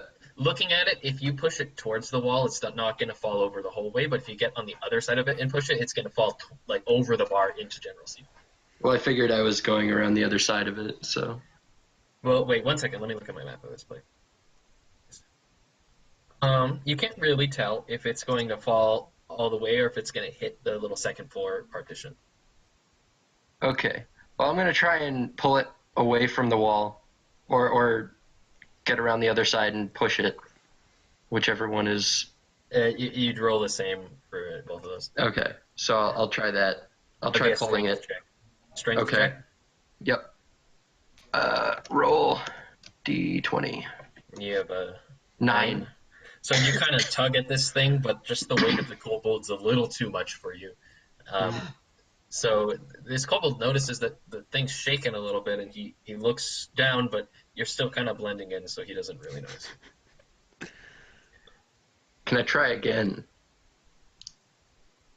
Yeah, sure. Okay, I'm gonna try again. All right, roll again. 12. Hey! All right, Slightly better. you manage to kind of pull it back maybe 6 inches, and it kind of wobbles a little bit. So this guy at top, he's like, whoa, what is going on? And he looks down at you, and he's starting to scream at you. But not so much that anyone else would really notice, because you're kind of alone in this little aisle of cabinets. Okay. Yeah. Can I keep pushing? I kind of like. Yeah, give us another one.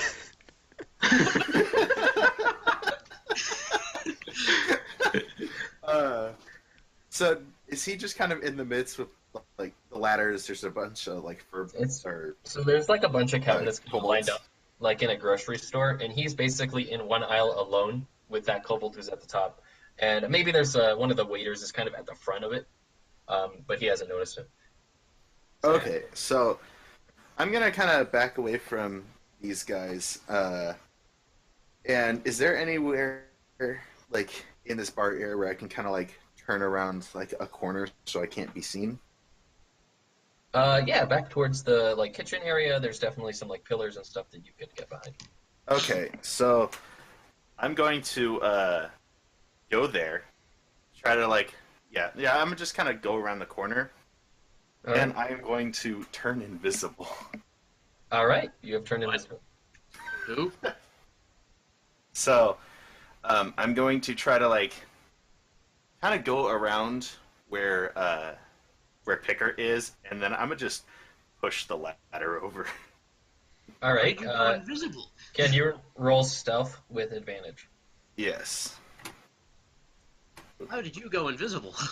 I have my secrets. I rolled an 8 basically with advantage. An 8 with advantage. All right, so you manage to hop over the bar and get right next to Pikker, and he definitely notices that something's next to him, but no one else has noticed. Okay. So I'm stupid. Why are people rolling 2 d20s instead of 1? With advantage. He's Oh, rolling gotcha. it, yeah, to see which one. What. Yeah. So, yeah, I'm going to push over the ladder, and I don't know how to work it, but I can push, drag, or lift things once as if I was one size larger. Yeah. So just do a strength check. Okay. Just simple strength check. Yep. Okay. Or I guess athletics. Yeah. Athletics. Yeah, I would assume so. Okay. Roll d20 plus 4. 12. Oof. All right. So you push this ladder, and it tips over and falls right over the bottom. And the front of it just barely misses the second floor compartment, but the kobold goes flying through the window. Ah, The window to the outside or the window into Yeah. the the second upstairs. floor? Into the upstairs. Yeah. Oh, okay, no. David or Milo's gonna book it upstairs, basically. Do you want to go through the entrance with the guards or back through the kitchen? Whichever one is going to accept the signet. All right. I'll go through the back because I don't trust the guards. Okay, so you run to the guards as fast as you can, and you got back I there. don't trust the guards, so I don't. Yeah. So it takes you about 12 seconds to get back into the kitchen, and now you can run up the stairs, which will take you about another 12 seconds. Yeah. Yeah. Okay, I get in. What chaos have I seen? So the Marquise is definitely surprised as there's a kobold who has come crashing through her window. Yes. And she's just kind of like backing up into a corner, and this kobold is like kind of all amiss. He's on the floor, and he's getting up, and you notice he has this big like scar right on his eye that has definitely been there before. But yeah. Okay, so it's not from the window. No, yeah. What does Okay, everyone else want to do in this scenario? What are the Dragonborn guards doing at the bottom of the stairs? So the Dragonborn guards at the bottom are freaking out right now. So they're actually both gonna run up the stairs, and Milo, you can hear them running up the stairs. I will kind of follow Is it possible behind to like lock a door so that they can't get up here? Yeah, you can lock the door. You're gonna would do have to that. get around that kobold, but since he's kind of on the floor, I think you. I'm won't gonna have do any that. trouble. All right, so you go over and you manage to like lock the door. It's like one of those like bars that you push to the Yeah, side. and I'm gonna lock the door, and then I'm gonna draw my sword at the kobold. All right, so you lock the door and you draw your sword at the kobold, and because he's kind of on the ground, he's just gonna stay there. Can you roll intimidation? Intimidation. We will give this a shot. How's a 5? A 5 I can't roll. with modifiers. Yes. All right. Okay. So this kobold is not really that scared of you. So he Nah. actually scurries up and he takes out a dagger. And So, at this point, yeah. the guards kind of ran up. I also kind of ran like to the back. I'm not worried about stealth, so I'm just kind of like knocking people over. All right. So As I this look- invisible figure is knocking everything over as he runs back to the kitchen. Yeah, kind of like Um, up the stairs. and Milo, you can hear the guards are starting to like pound on the door. I noticed. Yeah. I'm just gonna start questioning this kobold a little bit. Specifically, why are you and your friends here? 1 second. First, I want to see what Pikker and Heckmann Dude, are doing. I- Oh yeah, no, go ahead. Yeah. I am Everyone looking. in the bar has noticed. I am looking So- around for Pikker because I'm like, what the fuck did that little rat bastard just do? I'm frantically trying to set the ladder back upright to see if I can get up into those cabinets. Strength check, my boy. Or Okay. Athletics. All right. Roll I believe you have zero. d20. 14. 14. All right, so you actually do kind of manage to get, now that there's no kobold on top, you get the ladder to be back upright. You can definitely see that the top of it has been a little bit damaged. It was kind of leaning on like the base of the second floor. So that's why you were able to get it. It wasn't like it was flat. So yeah, now that's there. So I'm gonna climb up it. All right. Is there anything that I can see inside the cabinets? Roll perception. Okay. Roll d20 plus 4. 9. All right. As you go up all you see are like bottles and stuff. As you go higher, it gets more and more expensive. Okay. I'm gonna grab one bottle from the top and just put it in my pack. All right. You put it in your pack. And then I'm gonna take a look. Can I see the window, the broken window from here? Yeah, you can see it. I'd say it's about probably like maybe 15 feet away from you. Okay, can I see inside? You can see inside, yeah. So you see Milo holding a sword against this kobold, and you see that's all you can see. Yeah. Okay. You said it's about 15? 15 feet. Shoot. What? I'm gonna pull out a dagger. All right. I'm gonna line it up, see if I can throw the dagger at this kobold, see if I can hit it in like the leg or something. Okay. What kind of roll is that? I don't really know what it would be. I mean, are you just throwing a dagger at the kobold, like Yeah. as an attack? Yeah. How far away is it? I mean, that'd just be a d20. Like, Yeah, how with- far away is it also? It's 15 feet away, and the dagger has a range of 20 to 60. That means that the first range increment is 20 feet away, the second is 60 feet away. So within the first one, he just rolls the attack roll. If it's greater than 20 feet away, then he has to roll with disadvantage. Yeah. So Oh, you can cool. throw the dagger. Yeah. Okay. So just... Well, but 6. sick. Yeah, one more. Okay. 1 second. Let me just pop something You just open real quick. Casually lob your dagger towards the second floor. Yeah, so you throw this dagger, and it just kind of sinks into the wood of this second floor partition. Okay, so I now only have one dagger. Okay, do I see like all this that's going on? Yes, you see all Okay. of this, and you can make about 30 seconds of actions before I'm going to go back to Milo. Yeah, So, I'm just gonna like just casually sip, but also make my way over to the base of the ladder. All How right, would you sip? You already broke your pitcher. No! Oh yeah. I'm heartbroken. Yeah, okay, so you make it over the base of the ladder, and all the bartenders are like not even at the bar anymore because they're just like, what the heck happened? So yeah. It's in chaos. Okay, so you're at the base of the ladder. Well, I mean, if there's no one around, I'm gonna grab the first bottle I can get my hands on and pop it open. You grab some really crappy ale and pop it open. I take a sip. You take a sip. All right, that's all of the actions that you're gonna get. Wow. So, let's go back to Milo. So you and the kobold are up, and you asked him a question, yeah? Yeah, basically, why are you and your buddies here? All right, so he does nothing but hiss at you, and I would like you to roll initiative now. So it begins. Okay, so yeah. Okay. Positive roll. 12. 12. Got you. All right, so you got 1 second. So you got a 12 of initiative, and let me see what that kobold got. And I am using the sword as a two-handed, so it's a long sword two-handed right now. All right, so you can go first. What would you like to do in your combat? What would I like to do? Yeah. I'd like to. I would like for this all to be non-lethal as well. All right, yeah, no biggie. So I'm just gonna try to hit him, because All right, roll.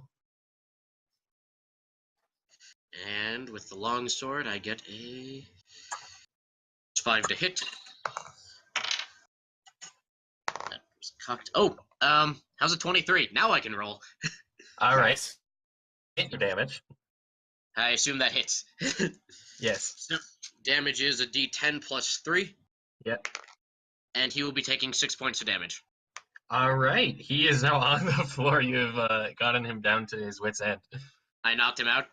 Well, non-lethal. He's just kind of squirming on the ground now. Yeah, and I'm just gonna keep my a foot on him and put the sword right back up against his throat. You gonna answer me now? All right, he says, okay. And he reaches into his pocket on his like little satchel thing, and he pulls out a paper and gives it to you. I assume this is a incriminating piece of evidence. Yeah, would you like to read it? Yeah, sure. No, I wouldn't like to read. Yeah. In this letter, you can see that he has a letter from the North Borenham Company asking him to climb up the ladder, and up there should be a crossbow for him, which he could then use to kill the Marquis. Oh, wow.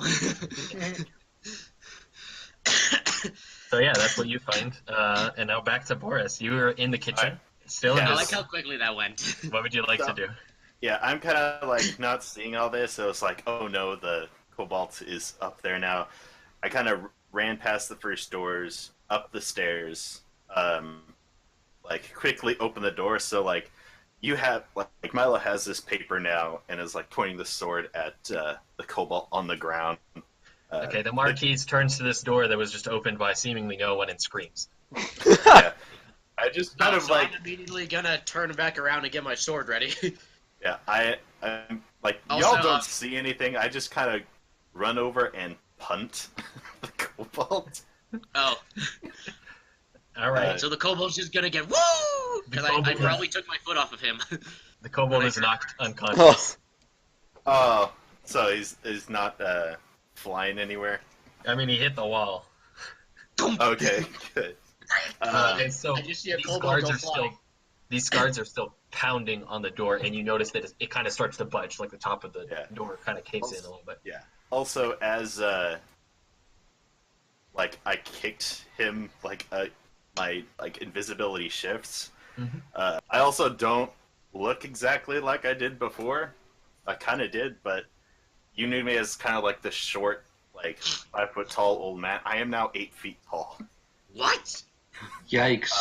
I have kind of like short brown fur, kind of like yeah, kind of reds, dreadlocks, and I am a 8 foot tall furbolg. It's a furbolg. And I go over and kind of brace the door so they don't like open it up. Who are you? This is a furbolg, by the way, guys. Here you go. Yeah, I know they're awesome. Cool. Here, let's First see thing if I. first, who are you? I'm Boris. Don't I? Oh right, the disguise. You know Okay, me. you sound familiar enough. Good news, I got the evidence. Bad news, Yes, the guards please are trying to shut get in. up. All right. So after that all happens, I'm gonna go back to Pikker and Rakshasa and see what happens. This should be fun. Okay. So I'm still at the top of the ladder. Yeah. I'm going to grab 2 more bottles from the cabinet and start making my way down the ladder. All right. You grab 2 more bottles and you start walking down to Rakshasa at the bottom. Okay. I'm going to say to Heckmann in my Orin, just so that nobody can understand what's going on down here. I wasn't really paying attention. I say back, what? What's going on up there?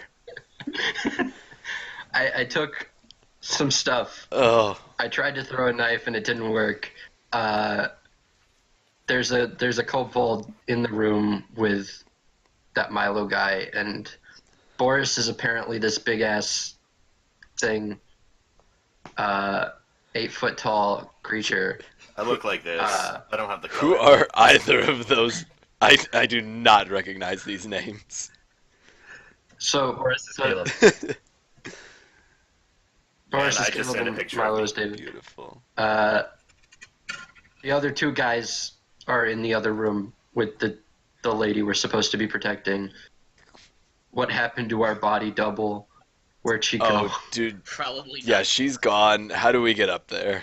Gonzo. We could, set up the ladder, but there's a lot of chaos going on down here, and I don't want to get it knocked over. I think the guards were running up. Do you think you could take a couple dragonborn? Absolutely not. But okay. I make my way. Also, at Yeah. this point, one of the bartenders has noticed that you guys are just kind of chilling down, drinking beer, Shit.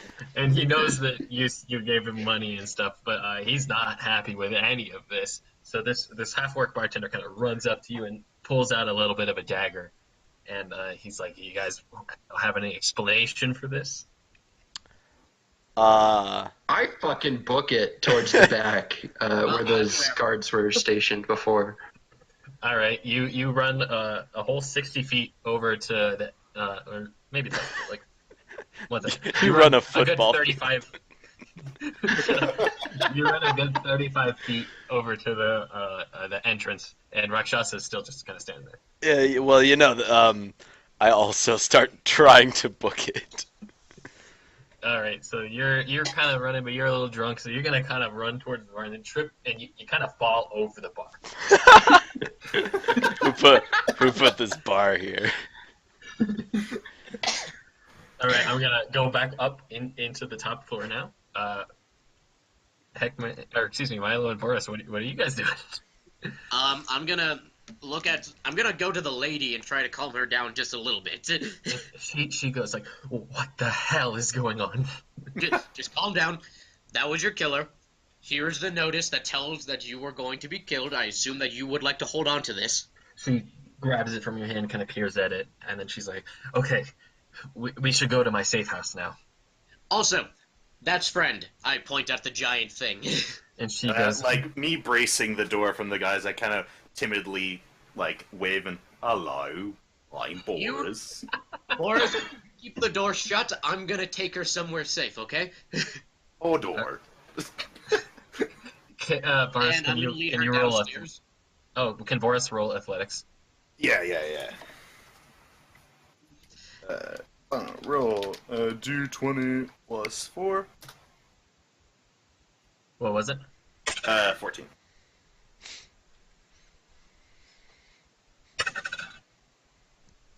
All right, so you manage to hold the door closed while the guards kind of are starting to push it over. Like, it'll open up a little bit, and then you'll kind of close it back. And it'll open up a little bit, and you'll kind of close it back. Yeah. All right, so Milo, where did you take the marquise?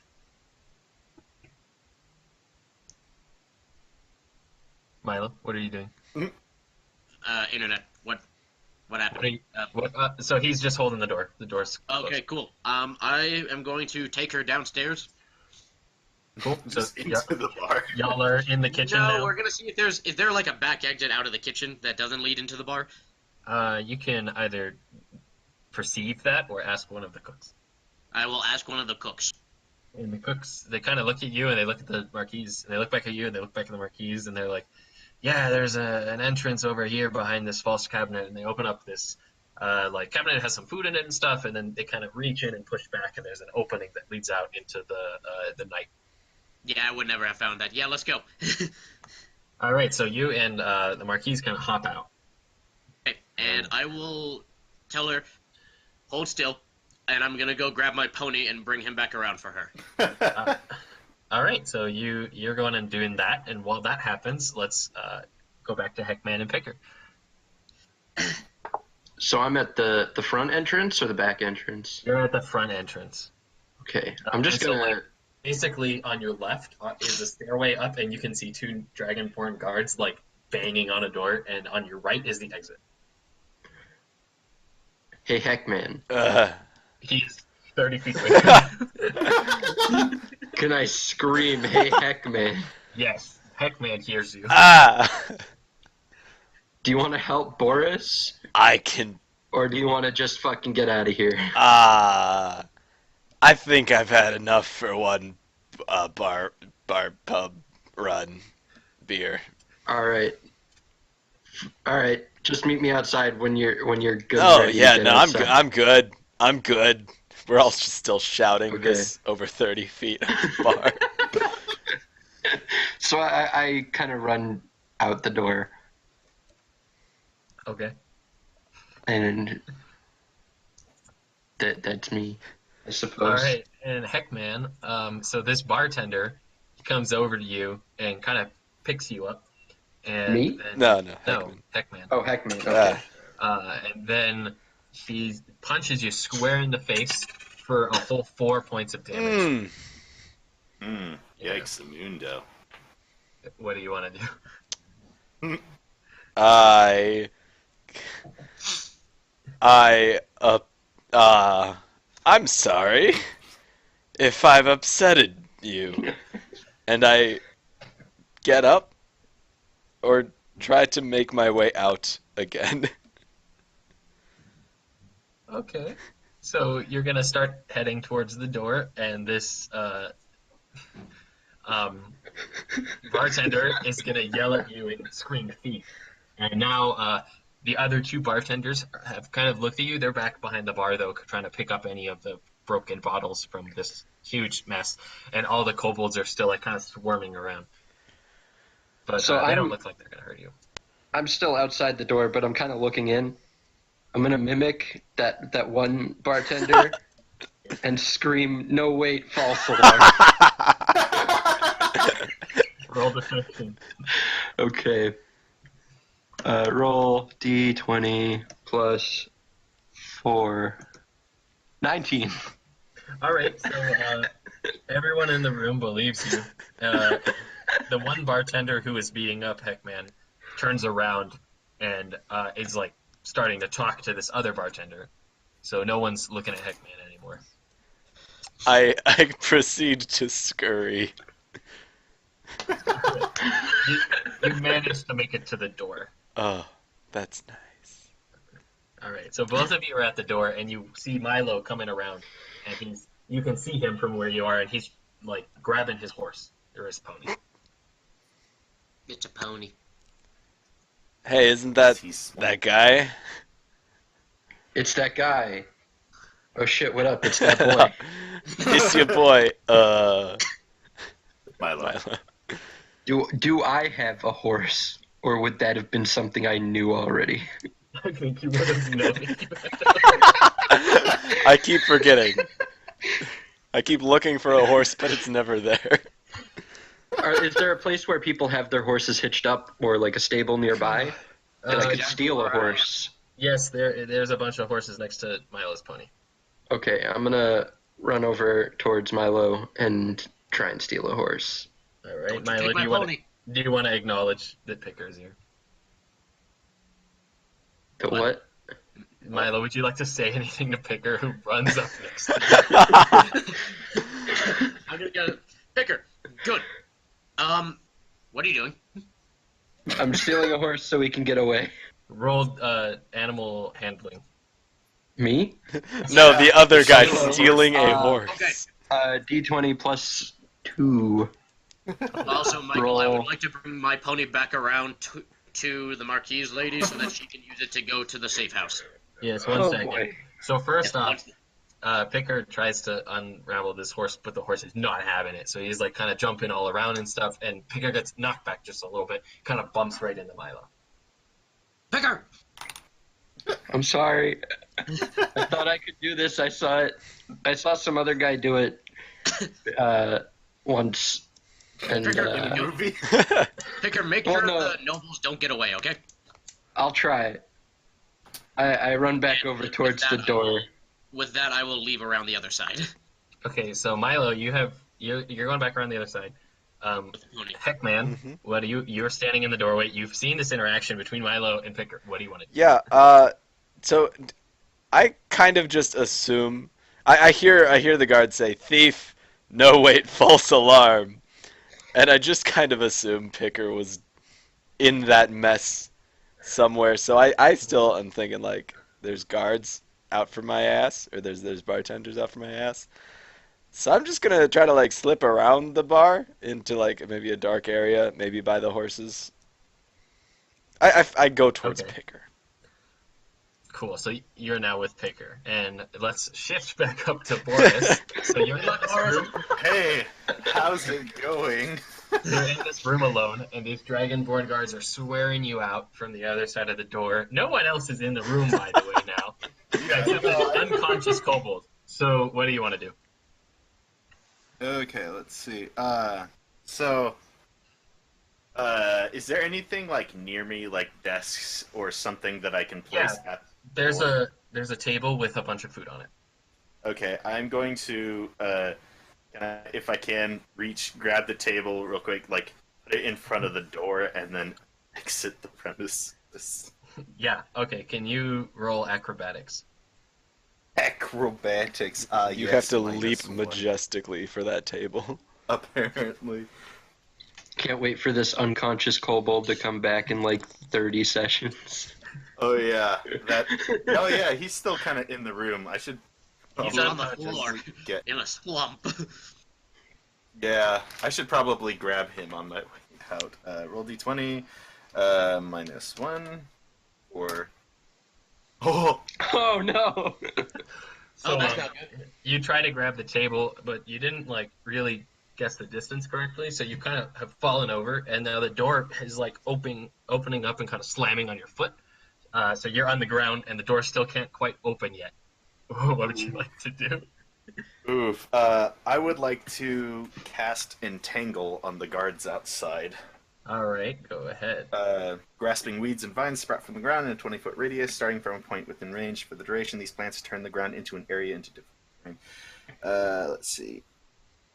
Creature in the area, when you cast a spell, must succeed on a strength saving throw or be restrained by the entangling plants until the spell ends. A creature restrained by the plants can use its action to make strength check Gotcha. against your spell. DC on a succeed, it frees itself. When the spell ends, the conjured plants wilt away. What's the DC on that saving throw? My spell save DC is 13. All right. So one of the guards is entangled, and the other one kind of starts peeking his arms into the room, and he's starting to push more on the door. I give the door a good old kick. All right, he gets kind of slammed in it, and he's a little bit disarrayed now. Okay. Yeah. See, how much more do I have on my turn here? I'll give you one more action. I'd kind of like to see you leave. Yeah, I know. I really just kind of want to get up, grab the kobold, and like leave. All right, you get up and you grab the kobold. So you're about halfway into that hallway that leads back to the kitchen's like upper floor, and now we're gonna shift back to Milo, who is dropping off his horse for I bring the horse to the lady and tell her, take this to the safe house. And she says like, "No way, Jose. There's almost certainly going to be someone waiting there for me. I'm sure they would have thought this far. I'll need you and your friends to come with me." Okay, fine. Are they still kind of in that kitchen area? No, they're outside the No, kitchen. we're okay. outside. We're outside at the stable. Well, no, so the stable is like on the south end of the tavern, and Mhm. Milo and the woman are like on the west end. Well, Yeah. right, but like Pikker Yeah. and Heckmann are at the stable still, right? Yeah. So you guys are at the stables. Milo's on the west side of the building, and Baurus is still inside. Yeah, the kitchen like entrance kind of thing out the back is still on the west side, right? I'm basically gonna go back in through our little secret door. Mm-hmm. Just kind of poke my head out. You're gonna and talk to the chefs. You're gonna see a big hairy thing come walking down the stairs. Tell them to come out this door, and then I'm gonna go and try to find the other two and tell them to join. All right, the chefs nod their head and are like, "All in a day's work," and then you leave. All right, are you back at the stables now? Me or them? You, because they're still at the stables. Yes, I would like to grab them and basically say, the lady's not gonna go unless we follow. So, join.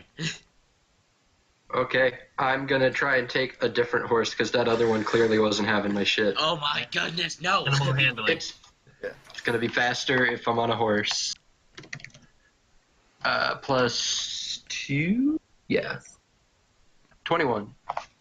21. All right, so you managed to get this horse out, but you notice that he is wearing some like armor and stuff with similar insignia to what you saw on those men who were in the nobles that were in the bar from Boranum. So you do manage to get this horse to kind of calm down, but if you try to hop on it or whatnot, he's not going to move with you. I'm gonna mimic one of the guys and just try to say like, "Hey, calm down, bud. Let's go." All right. To the horse, try and calm it down. Like, "Hey, I'm your owner. Don't worry." Okay, the horse rears up and starts running to the west side. Like without me on it. No, like you're on it. Okay, cool. Heckman, what do you like to do? You just gotta stay. Do I have any hope in Pikker's horse riding or taming abilities. Well, if I get there soon, possibly. Cause hey, Picker, think there's room for two, or is it not looking good? There's room. Oh, perfect. So I'm a pretty I small just dude. hop on this horse, and I hope As it's running away. I hope it goes well. All right. What happened? So Baurus, in the meantime, I'm guessing you've come downstairs. Yes, So and I'm the chefs both say they just kind of look at you and nonchalantly point towards the exit, which was left open. okay. Cool. I kind of go out and like follow where they're pointing to hopefully Alright. see any of my allies. So you jump out right at the same moment where Milo, Pikker, and Rakshasa are kind of all getting together where the Marquise is. However, unfortunately, the three nobles have beat you to her and are kind of right in between you and the Marquise. Everyone roll initiative. So I got a Boris got 9. an 11, I got an I 11. got an 8. and Jared got an 8. Let me roll for the cards real quick. Pull up the Well, stuff. I'm going first out of everybody here. Yippee. Okay. Cool. All right, I have it. So, Milo, what would you like to do? So, about 10 feet in front of you, there are three guards lined up, like, each within 5 feet of each other. 10 feet in front of me? Yeah. I'd like to draw my shield so that I have a shield now instead of Alright. just two-handing a weapon, and then I'd like to move forward 10 feet and attack the one in the middle. All right, can you roll to see if you hit? 19. 19. All right, you definitely hit him. Can you roll for damage? Yes, let me find the D8. I want to have fun with real dice like everyone else. I'm going to pull out my die. I mean, Oh, I have yay, my dice too. So 11 points of damage, max damage. Yay! All right, cool. And On guard! there you go. All right, so Boris, you're next up. What would you like to do? Cool. How far are they away from me? 10. Oh, so for you, they'd be about 15 feet away, and they're all 5 feet away from each other. Okay, cool. Let's see. Man, this is my first fight as a druid. Isn't it great? You have spells. I And know. cantrips. Alright, so I have my quarterstaff. I don't have anything on my digital, so I will just kind of like bonk one of them on the head with my big druid staff. All right, roll for accuracy. Did you Yeah, not take really although long? first what I'm doing is I'm casting a cantrip called Shillelagh. Yeah. Do it. Best Wood, one. huh? Best cantrip. Yeah. The wood of a club or quarterstaff you are holding is imbued with nature's power. For the duration, you can use your spellcasting ability instead of strength for the attack and damage rolls of melee attacks using that weapon. And the weapon's damage die becomes a d8. The weapon also becomes magical if it isn't already. The spell ends if you cast it again or if you let go of the weapon. Okay, so I gotta figure out. I think my attack bonus is now 5. Alright, so I am now rolling. That. Nope. That. Oof. So 4 plus 5, that's a 9. 9. Yeah, All right, you miss. this is a bad dice. I know that feeling. All right. Next up would be my boy Kurt. Yeah, so I'm still on top of this horse. I'm going to draw my short bow. Cool. And they're 10 feet away, you said? Yeah, 15 for you. Okay. Which one are you aiming at? The one that Milo attacked, or one of his buddies? Probably one of his buddies, just to draw some attention away. Cool. And I'm gonna shoot an arrow at him because Cool. Roll for what else can I accuracy do with my bow? I got a 2. on your d20. Yep. All right. I'm not even going to add modifiers and stuff to that. You definitely miss. Cool. You can still move if you would like to, because you have that. I'm just gonna stay where I am. Okay. Stay Cool. kind of far away. All right. So now it's the guard's turn. So the first guard is going to try to hit Milo. Milo, can you tell me what your AC is? 18. Bring it on. 18. All right. And he will miss you. Definitely. Yeah. The Nice. second one is gonna run up to Baurus, and he's gonna try to hit you as well. Hello. What's your AC? 12. I'm a big boy. And a 12. druid. All right. So he does hit you, and he's going to deal 2 piercing damage. 2 piercing damage. Yes. Oof baboof. Huzzah!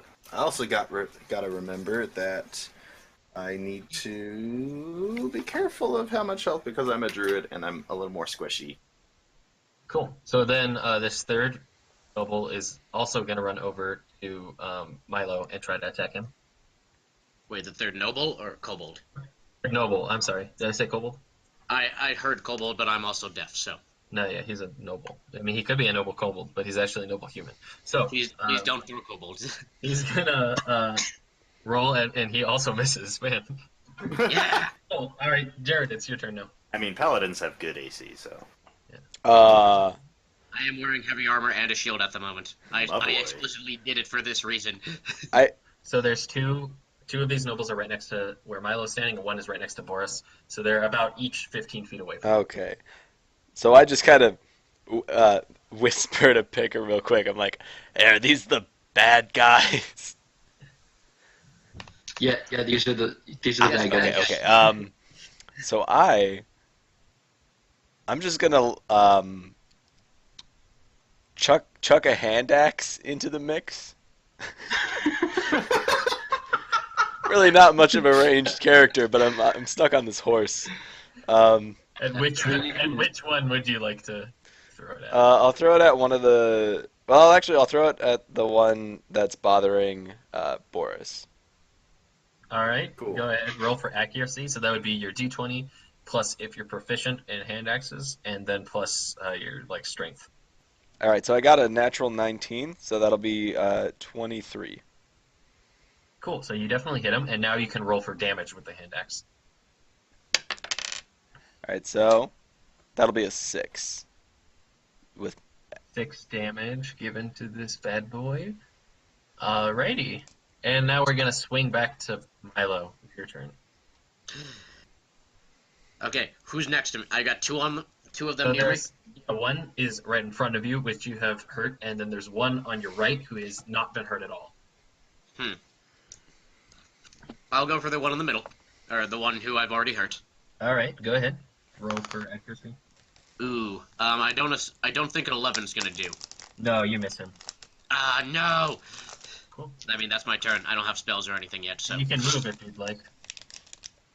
You don't want to move? Cool. Boris, it's your turn. I'm trying to think because I'd like to. Okay, so I'll be taking an attack of opportunity for this, but I'll take 5 feet, step 5 feet to the left.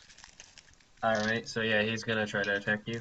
So the guy on the right gets the attack of op. No, okay. So one of them definitely missed. Well, only one of them gets to. Oh well, good because he missed. Yeah, that's kind of why I decided it was okay doing this. So I'm basically making it so they can't flank me as easily, is what I'm shooting for. Cool. All right. So you're gonna kind of kick it back next to the horse. Yep. Maybe not as far. Anyways, Boris, it's your turn. Have fun. Yes. So I think I'm just gonna hit this man with my stick again and hopefully roll a little better. I'm gonna use a different D20. Let's see I know what that happens. feeling. Look, I've had 2 good rolls tonight, and they've both been in combat. I know. Oh my goodness! It's another 4. All right. Both This rolls have time- been. You actually no, just kidding. You still missed. Okay. Yeah. Pikker, it's your turn. Okay, so I'm gonna Well, fire I do another want to arrow. kind of run over to I'm sorry. Yeah. if I'm in range to where Heckmann and Pikker is next to the horse. All right. So now you're all kind of banded up together. And now it's Picker's turn. Now it's Pikker. Okay. Sorry. I'm gonna fire another arrow at the one who still has not been hit. Gotcha. Roll for accuracy. Yeah. Natural 20. All There right. it is. Woo, Roll fine. for damage. Damage is short bow is 1d6 plus 3 Yeah. piercing. All right. Go ahead.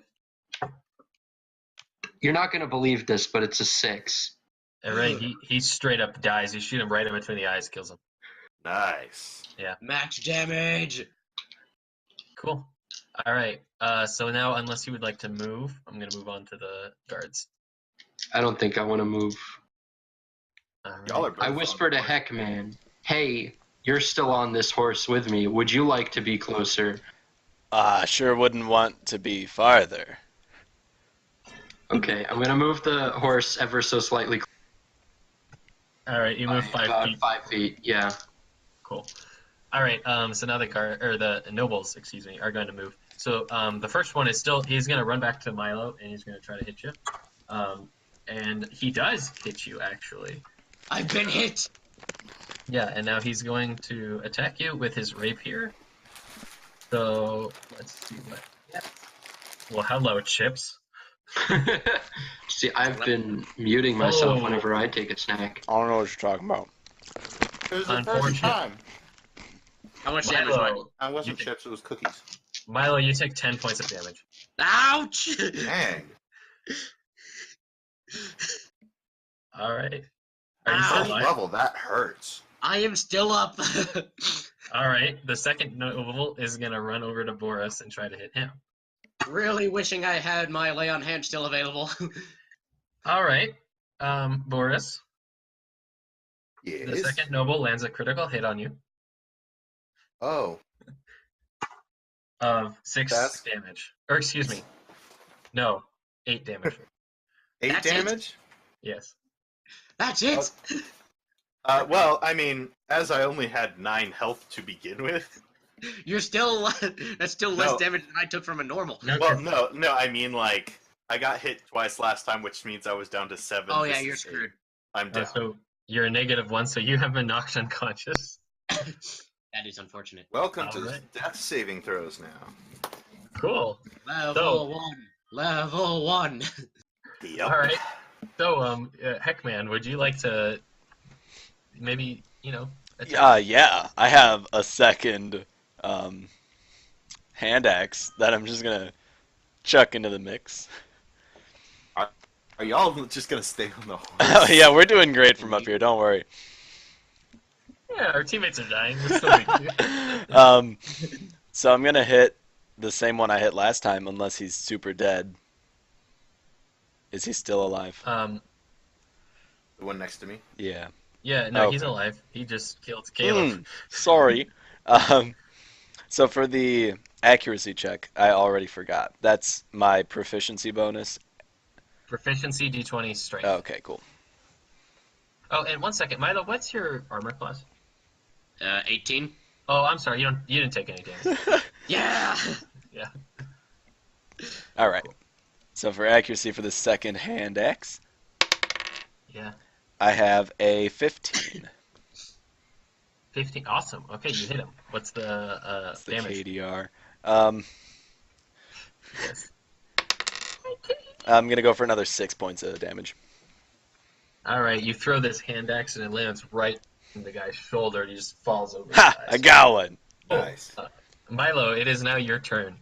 There anyone left? There's one noble left. He is very weak. Is Stab. he angry? Yes, he is angry. Stab. I'm gonna. All right, roll for accuracy. 14. Ooh, you missed.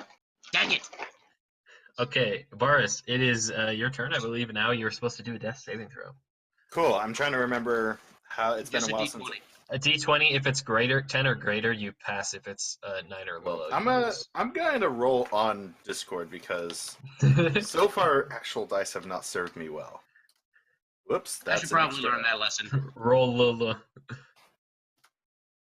Oh, Oh, okay. So fail. you get 1 fail. yep, one fail. So if I he wish I gets, could heal you, friend. If he gets 3 fails, he dies, right? Yeah. Cool. All right, Ben, it is now your turn. So I may advise you stabilizing your almost dead friend. He's got 2 more rounds. We'll be fine. Yeah, 2 more rounds. Plus, If I he rolls a have 1, he dies. What? If he rolls a 1, he dies. That's not gonna happen. can I do an action and attack? If it's not like a super. Only if one of those I is just a want to bonus. scream. Yes, that's okay. Okay. I'm gonna mimic one of this noble guy's dead friends and just say, "Ooh, I'm here. I'm back from the dead. I'm gonna haunt you if you keep killing these Oh, guys." you're savage. Jeez. Okay, he doesn't believe you. Okay. I'm now gonna Actively draw an arrow. I'm gonna shoot an arrow at him. So for accuracy, I got 11. You missed. Fuck. All right, so the guard is gonna run up to Milo, and he's gonna say, "This is for my dead friends." And then he takes his rapier and he stabs, and it goes right over the top of Milo's head because he's not used to fighting people who are so sharp. Also, shields are great, guys. Cool. So now it is Jared's turn. I am out of hand accents. So, how far away is Maybe this get off. individual? So he's about 15 feet off, and to get off the horse, it will cost you half your movement. So I believe if your movement's 30, you can make it over. My movement, I'm glad you asked, is 30. Yeah. All right. So I'm gonna just charge up to him with my great axe in hand. All right. Would you like to roll for? I accuracy? would. Well, maybe before you roll, this wouldn't be a bad time to go into rage. Perfect. I'm gonna activate rage. But on Oh, but you get resistance to damage, so that's kind of nice. perfect. On my D20, I rolled a 9, so +2 strength. And do I have efficiency in great axe? Yeah, All right, you do. perfect. So I got Yeah, +4. That certainly. brings it up to 13. 13. You whiff. No. Miss. All right. Okay, but now it's Milo's turn, anyways. Cool. We will roll to hit again, because, I got nothing better to do. Friends. Okay. Never How's a 20? I'm fine. How's a What'd you 20? get? Oh yeah, you get a critical hit. You can No, roll for 20 damage. total. Oh, 20 okay. total. Then yeah, sure. Yeah, you get him. Roll for damage. Okay. 2d8, because it's one-handed. 9 points of damage. All right. What are you attacking with again? My longsword. You send your longsword thrust straight through his body. He's dead. Ooh. Yeah! All right, and now I That's believe for it is my time friend. for Baurus to roll another death saving throw. Hey. Now, everybody go fix him. Roll D20. Hey, Caleb. He's not gonna roll. Caleb, a please one. Please don't make me please roll do again. not roll again. Yeah, we Okay. should fix him. Okay, so at this point in time, now that all the nobles have died, the Marquis will run up to Caleb and successfully stabilizes him. Looky Oh. here. Yeah, and she I'm says, sorry about that. I must have nodded off. Well, stabilized means you're not dead, but I don't think you wake up. I don't remember. she can't. Oh. Yeah. Sorry. All right. Do we have any means of healing him? I do. I died. I used mine already, so no. All right. So the Marquise, she asks you, "Oh, do you have any means of healing him?" To which you say no, and then so she reaches into her pocket and pulls out a small potion and feeds it to him. And Caleb will then, or excuse me, Boris will then regain 6 points of health. Cool. Thank you. Stabilizing gets me to 1, right? Yeah, Hey, So, but Oh, stabilizing. Sorry, I'm an idiot. you may have noticed, but I did miss that one dagger throw inside, and I missed a couple arrows out here. I've kind of been dealing with this black eye that Heckmann gave me. Sorry. when he punched me in the face. Yeah. You wouldn't happen to have anything for that, would you? That's why you missed all your shots. Yeah. Not that he's. Kind of disregards you and says, "We must make it back to my safe house. It's about a mile away." Cool. And I vote that once we're all, not dead inside, we start heading that direction. All right. I just kind of whisper to Heckmann, haha, it's a Milo way. I chuckle a little louder than I should. It's kind of like the. I do scamper around to pick up those 2 hand axes I chucked. So I'm gonna pick up my arrows that I missed as well. Alrighty. Oh, I gotta like rip it out this man's shoulder, but trust me, I do it. Oh, I'm not gonna take the one that I did hit. I'm just gonna take the 2 that I But then- missed. You're gonna leave it just lodged in the bicycle. As I'm It's a pretty cool scene for some guy to come up on when he comes into town. as I'm Yeah, I'm gonna make sure to clean off my weapon a little bit. All right. As you have Calm down, settled down a little bit, the horse that Pikker stole notices that His master is dead. his master's dead on the ground, so he kind of rears up and knocks whoever's on top of him off. I assume no one is because It's just me. Up arrows. Well, you're picking up arrows. I guess so, yeah. Yeah. So then the horse runs off. Nope, bye horse. Darn. well, as I'm ripping this hand axe out this man's shoulder, I perceive to see if he has anything good on him that I could take.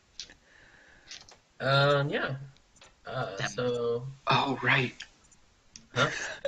I'm gonna take some golden necklaces that we perceived earlier. Yes, they all have golden necklaces on them. I'm gonna grab all Do I- 3 of them. wait a minute. Which one did you search, my boy? Me? Go for the one that I killed. No, I'm at the one that I killed. So excuse me, Rakshasa, you find 13 gold pieces, and Milo, you're gonna find 20 silver pieces. Ooh, looky here. And does he have a necklace as well? Yeah, they all have necklaces. Cool, I would like that. Cool. You can take the gold. I also harbor the gold necklace I deserved by killing this man. All right, I'll take the gold necklace from the one that I fired an arrow to, and I'm just gonna gently take it along the entire arrow until it's off. Yeah, it's a little hard to get off because the arrow's kind of obstructing it, but you managed to get it off. Okay. Cool. All right, so the Marquise kind of looks at all of you and is doesn't want to be rude, but wants to get a move in. Wait, why is she worried if we killed the people who tried to kill her? We are in an alleyway with 3 dead men. Okay, weapons point out. taken. We could Either probably way, this move. does not look good. In all fairness, we do have the evidence that shows that she is in the innocent and that these guys are in the guilty. Oh, did you find something? Yeah, she's got the piece of paper. Very nice. All right, yeah, let's get out of here. All right. I'm gonna get up. I'm gonna hop on my little pony so that I can keep up with all of you guys. So who's dragging my unconscious body? Oh, she kills you, remember? Oh, You okay. can walk. So, yeah, okay, I am up to 7 then. Alright, Yeah. cool. Also, I pick up the unconscious cobalt that we have from earlier. Right, I forgot about him. All right. Ooh, so does he you have all- anything on him? I already searched him. I don't think he had much other than. Okay. No. To do with this guy. All right. So, are you guys ready to make your way back to the safe house? Yes. I mean, I suppose. All right. Trot, trot, trot, trot, trot. Well, So you're that all. did not exactly go as according to plan, but we all lived. Did we have a plan? Ever? I tried. Okay. It fell through multiple times, but we got the kobold, we got the villains, and the lady is alive. All right. So you've made it back to the safe house, and you get inside. Everything seems to be all right, and there are some Dragonborn guards there who have not seemed to have been bought out. And Oh yeah, what happened to those guys? I'm still at the bar. Thank goodness. Cool. With them, the Marquise says, "Thank you very much for saving me. I feel very safe now." And she kind of takes her little signet ring and stamps it on some more like pieces of paper and folds them up and gives them to each of you and says, "If you're ever in need of any help from me, please feel free to use this." Thank you very much. Thank you, my Ha, lady. nice. Then she offers you all lodging for the night in her safe house and a bit of food for the night. Ooh, much appreciated. All right. Cool. Does everyone just want to go to Yeah. sleep? Well, think that's I- a fair idea. Personally suggest that we all sit around and have one of these bottles of brandy that I stole. And we No. all kind of get to know each other a little better. Sure, why not? Oh, thank you. I'd rather not drink the bone. I'll take his. I'll take a look at the Can I see the bottle? Yeah, here you go. Throws it away. Do I Yeah, recognize so what type the of? bottle- Do I recognize this as an okay type of brandy? So you wouldn't recognize it, but it says Pamela Dragon Ale on it, and there's like a really nice picture of a tree on it and stuff. And from what you can smell of it, it smells like it's gonna taste real good. I like it. Yeah. Pour me a glass. All right, the Marquise eyes in and sees that you have this bottle and sits down and joins you. And her guards are also kind of sitting in the room with you. Cool. So, I for one still barely know any of you other than Heckmann. So here's a more formal introduction. My name is Pikker, as you have all kind of gathered at this point. I am traditionally a thief, but I think tonight have shown some of my other colors as well. Red. But while also still being a red thief. Literally red-handed. Yes. So it is nice to meet I you all. get it. Yeah, I'm Rakshasa Heckmann. You can call me as you deem fit. All right, as you deem. Not. I want to real quick just interject and David, I don't know if you got this text, but Dad made us food, so I'm gonna go grab that real quick. I'm gonna go grab food too. Wow. We will be back in like 5 minutes. Jeez, rip. All right. Just let me know when you guys want to start. Yeah. So I am Rakshasa Heckmann. Long story short, this little red guy did me a solid a while back, so I'm stuck with him now. He got some antics on him, but you know we all mess around. So basically, I'm Monkey. No, I I'm here to learn how to fight, get better at some stuff, and I think this. We all clap. Yes, I bow. I think this has been a great start. Thank you for coming to my TED Talk. Hi, I'm Heckmann. I've been sober for about 2 minutes. Yeah, that's what I was Pass me another bottle. I've been over for about 2 minutes. I don't want it anymore. Well, So what about you, Baurus? You went invisible and turned into something that you weren't. What's going on with that? Oh, I was a furbog all along. why do we not talk about this sooner? Oh, well, you see some people, well, let's just say things happened a bit in my past that people are looking for me for, so I prefer to remain in disguise in public. Things were set on fire. Okay. Well, I guess that leaves me. My name is Milo. I'm a little halfling. I come from... Michael, what's the name of the place down there? Boranam. Yeah. Oh, yeah, I okay. come, I come from there. Nothing too interesting about me. Just decided one day become an adventurer and just kind of came here. So, just been wandering around lately. Very nice. Well, so the Marquise is a little bored by this conversation. Thanks you all again for helping her, and she retires to her bedroom, and the guards just kind of sit outside. So, what now? I mean, we were brought here by the mysterious hooded man in the booth, Yeah, What? here's what I'm gonna. Yeah, M did say he wanted to meet us back in that booth, which I'm not sure is such I a don't think that booth great is still there. idea. Yeah, I'll tell you, I'm resting for the night. I got socked a bad one on my way out of the pub. I need to.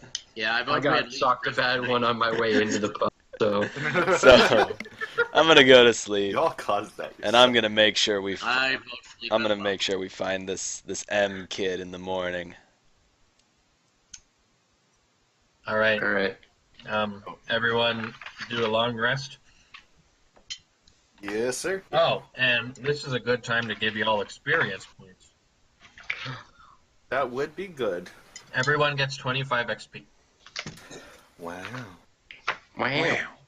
You all wake up, and you're just kind of lounging around in like the living room of this house. And sun's up. It's like maybe 8 a.m. And the guards are still there. They're kind of just shooting the shit while the Marquise is still in her room. And yeah, there you go.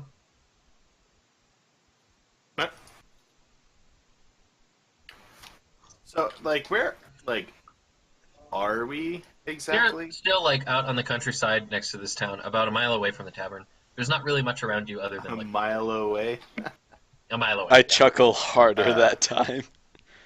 All right, you hear a knock on the door. Is there a window to look out? Yeah. Okay, I look out the window. You see a hooded figure. He's back. Oh, wait a minute. This is that M guy. I'm gonna put my hood up and match his hoodedness, Nice. and walk out the front door, and I say, hello. I bet you're wondering why I gathered you here today. I'm gonna walk up, All right. and I'm gonna look straight at Pikker, and I'm gonna be like, "Oh, hey, M. We were talking about meeting back up." Wait, no, that's not M. M is the taller one. I'm gonna wake up and just kind of like walk outside. What is going on here? And I say back to Heckmann, yeah, so you guys put in a lot of work last night, and I think you deserve to be monetarily rewarded with like a lot of money. And if I don't give you a lot of money, I think it's plausible that you might want to hurt me. No. I'm just. Hold on. Have you been impersonating M's voice this whole time?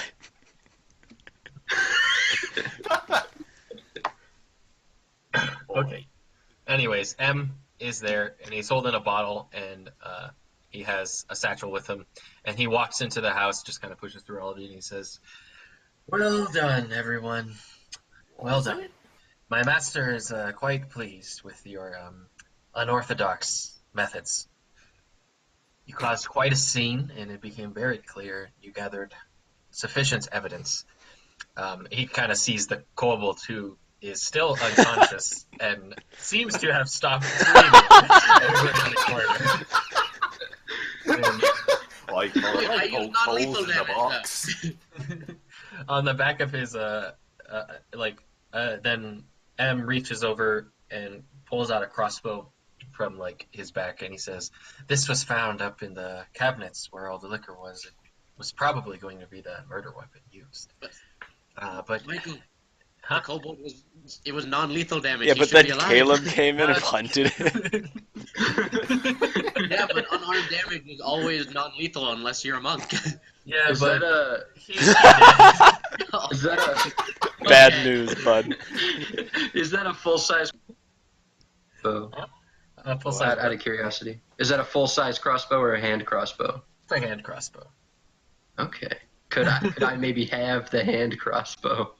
Did you ask him? Like, I'm asking M, can I have the hand crossbow? M disregards you, sits down, and puts the crossbow down. Anyways, then he pulls out this bottle of like a fine spirit, puts it on the table, and takes out a few shot glasses and pours them all up and says, "For your victory, let's all take a shot, and then I'll get out your rewards or whatnot." So he gets his all the shot glasses filled, and he like picks ones up, and he's like gesturing to have a little cheer. I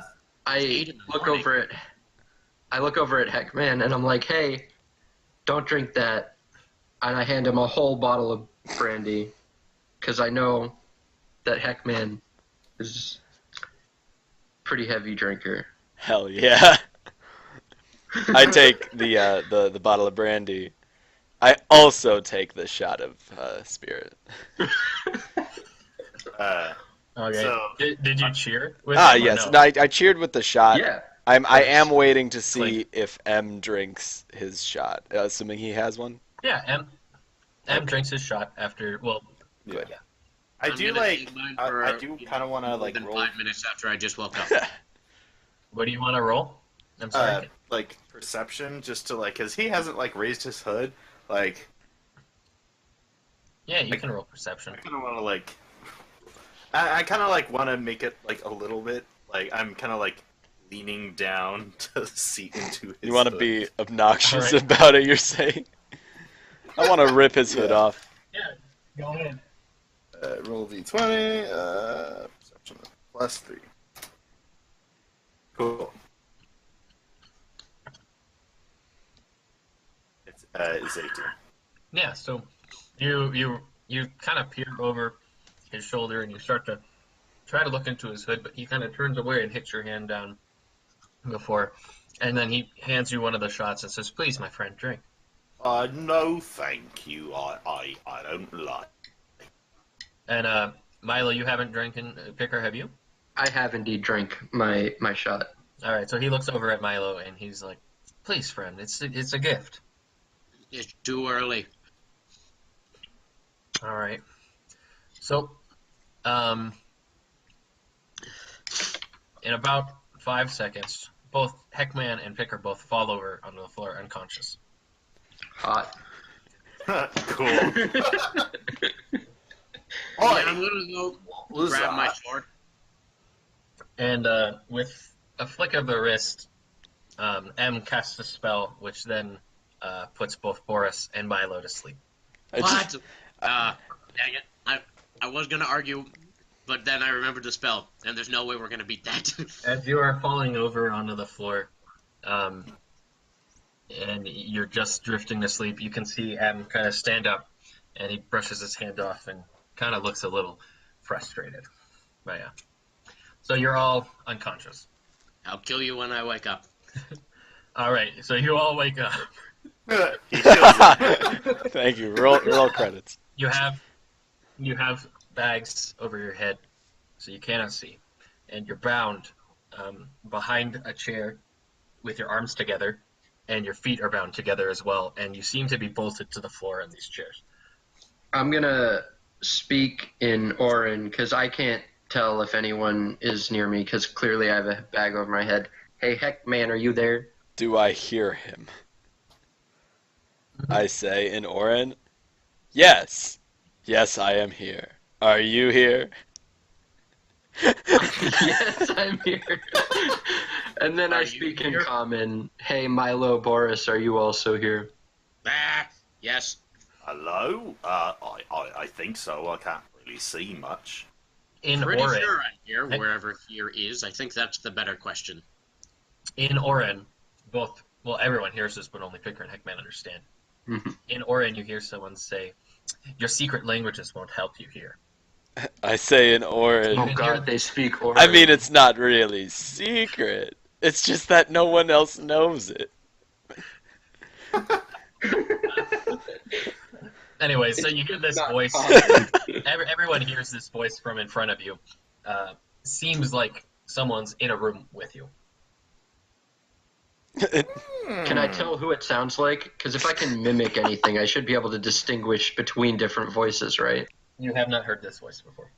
Okay. Who is that? Hello? You have your bags taken off of your head from behind you, and it kind of like gives you a little bit of whiplash, just a little hurt. I have broken my neck. Ow! I would like to Can I get a pretend. I would brace? like to feign death. Huh? I would like to pretend I am dead. No. I mean, you can. Okay. I really quickly mimic M's voice, and I say, "Hey, untie these men," in the hopes that they will listen to me. I kind of chuckle, just guessing that it's Pikker at this point. From behind you, you get slapped with the back of someone's hand on the back of your head. Let me guess, that would be. But anyways, so you can now see, but it's not much of a difference because you're in a very dimly lit room, almost pitch darkness, and there are a few candles down at the end of this one hall. And down there, you can see another hooded figure who seems a little bit taller and more slender. Then M, or he is M? Hello, N. More taller and more slender than M. More taller. Taller and slenderer.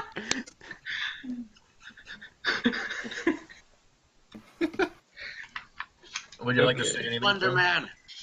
Are wearing hands a like black- bound by like rope or something? They're bound by something that you can only discern to be very thin. Is it slimy? Oh. God, I hope so. Is it tentacle? Anyways, I say, hello, M. It was very rude of you to capture us. Why have you done that?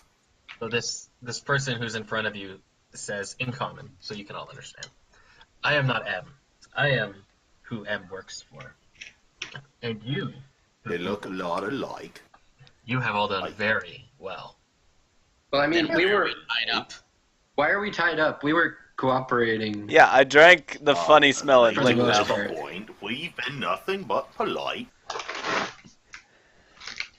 The figure down at the end of the hall says to you, you have done very well and served me in my will, and you will continue to do so.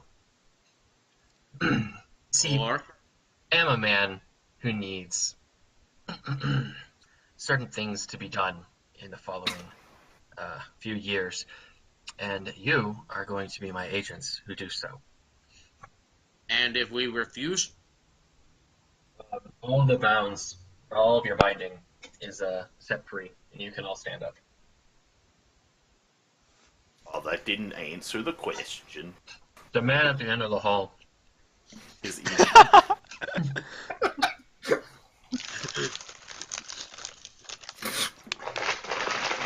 The man at the end of this hall says, if you do not cooperate, Sorry. if you do not The man at the cooperate, end of the hall opens up his bag of Doritos. the man at the end of the hall says, if you do not cooperate, I can assure it will not be pretty for you. I mean, I'm already kind of uggo, so. that seems to be a rather harsh way to deal with supposed friends. I'm sorry, what did you say, Milo? That seems to be a rather harsh way to deal with supposed friends. Oh, you are not my friends. You are my agents. It sounds more like prisoners. I don't think I signed up for an agency. Exactly. So what? You want us to go on your like covert missions or whatever? Can't be found out for. The man steps forward, close enough to where you would be able to like reach out and touch him. I reach out and touch. I do not do that. So let me get. Gently What is caress this? his Is this face. some kind of Suicide Squad? God damn it, The man- Caleb! Some kind of I was Revengers about to group. say Suicide League. The man says to you all, you will be doing my bidding whenever I ask you and whatever I ask you to do. You are essentially my slaves from here on out, and there's nothing you can do about it. I would like to object. How so? I hold out my hand and call for Mjolnir. Just kidding, I don't have Mjolnir. I slightly disagree with you. Do we have any of our stuff with us? Yeah. You got all your stuff. Fully geared up. Yeah, you're fully geared up. Who here votes that we just do this now? I draw my rapier, and I say I'm in. I as feels- well. Oh, okay. My Anyone sword else? comes out. Heckmann. Hey, so this whole slave deal, not really what I'm looking. I'm Not not for what it. I'm looking for right Yeah. now. Been there, But done that. another option is if that doesn't happen, then we'll be okay. And I do whip out my great axe and hold it very unthreateningly. I just like it's at my side. It's just out there. my dick is just hanging out. Show dumb. All Now four of see- you. Hey, I'm trying to talk here. All four of you feel a piercing, burning sensation on the back of your neck and drop to your knees. This pain is so intense that you can't help but do anything but writhe on the ground, and you all drop to 1 hit point. Ow. That's not great. The man in front of you says, "You will all be doing my bidding. This is the consequence. You are no longer people of yourselves. You are now people of me." We don't even know who you are. He Ugh. says, "And we will be keeping it that way. You will be given instructions shortly on your next task that you must perform for me.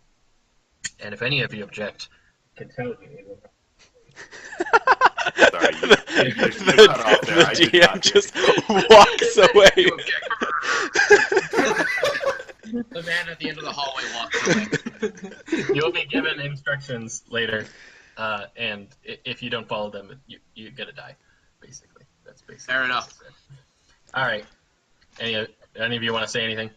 No, I can't stand for this shit. All right. And if you kill us, who does your work for you? I won't be chained. I won't be sworn to someone else's service under threat. And he So when kinda this is chuckles. over, you best be ready. He chuckles and he says, "Oh, I will be," and then waves his hand, and you all are knocked unconscious. Now, is this a long rest?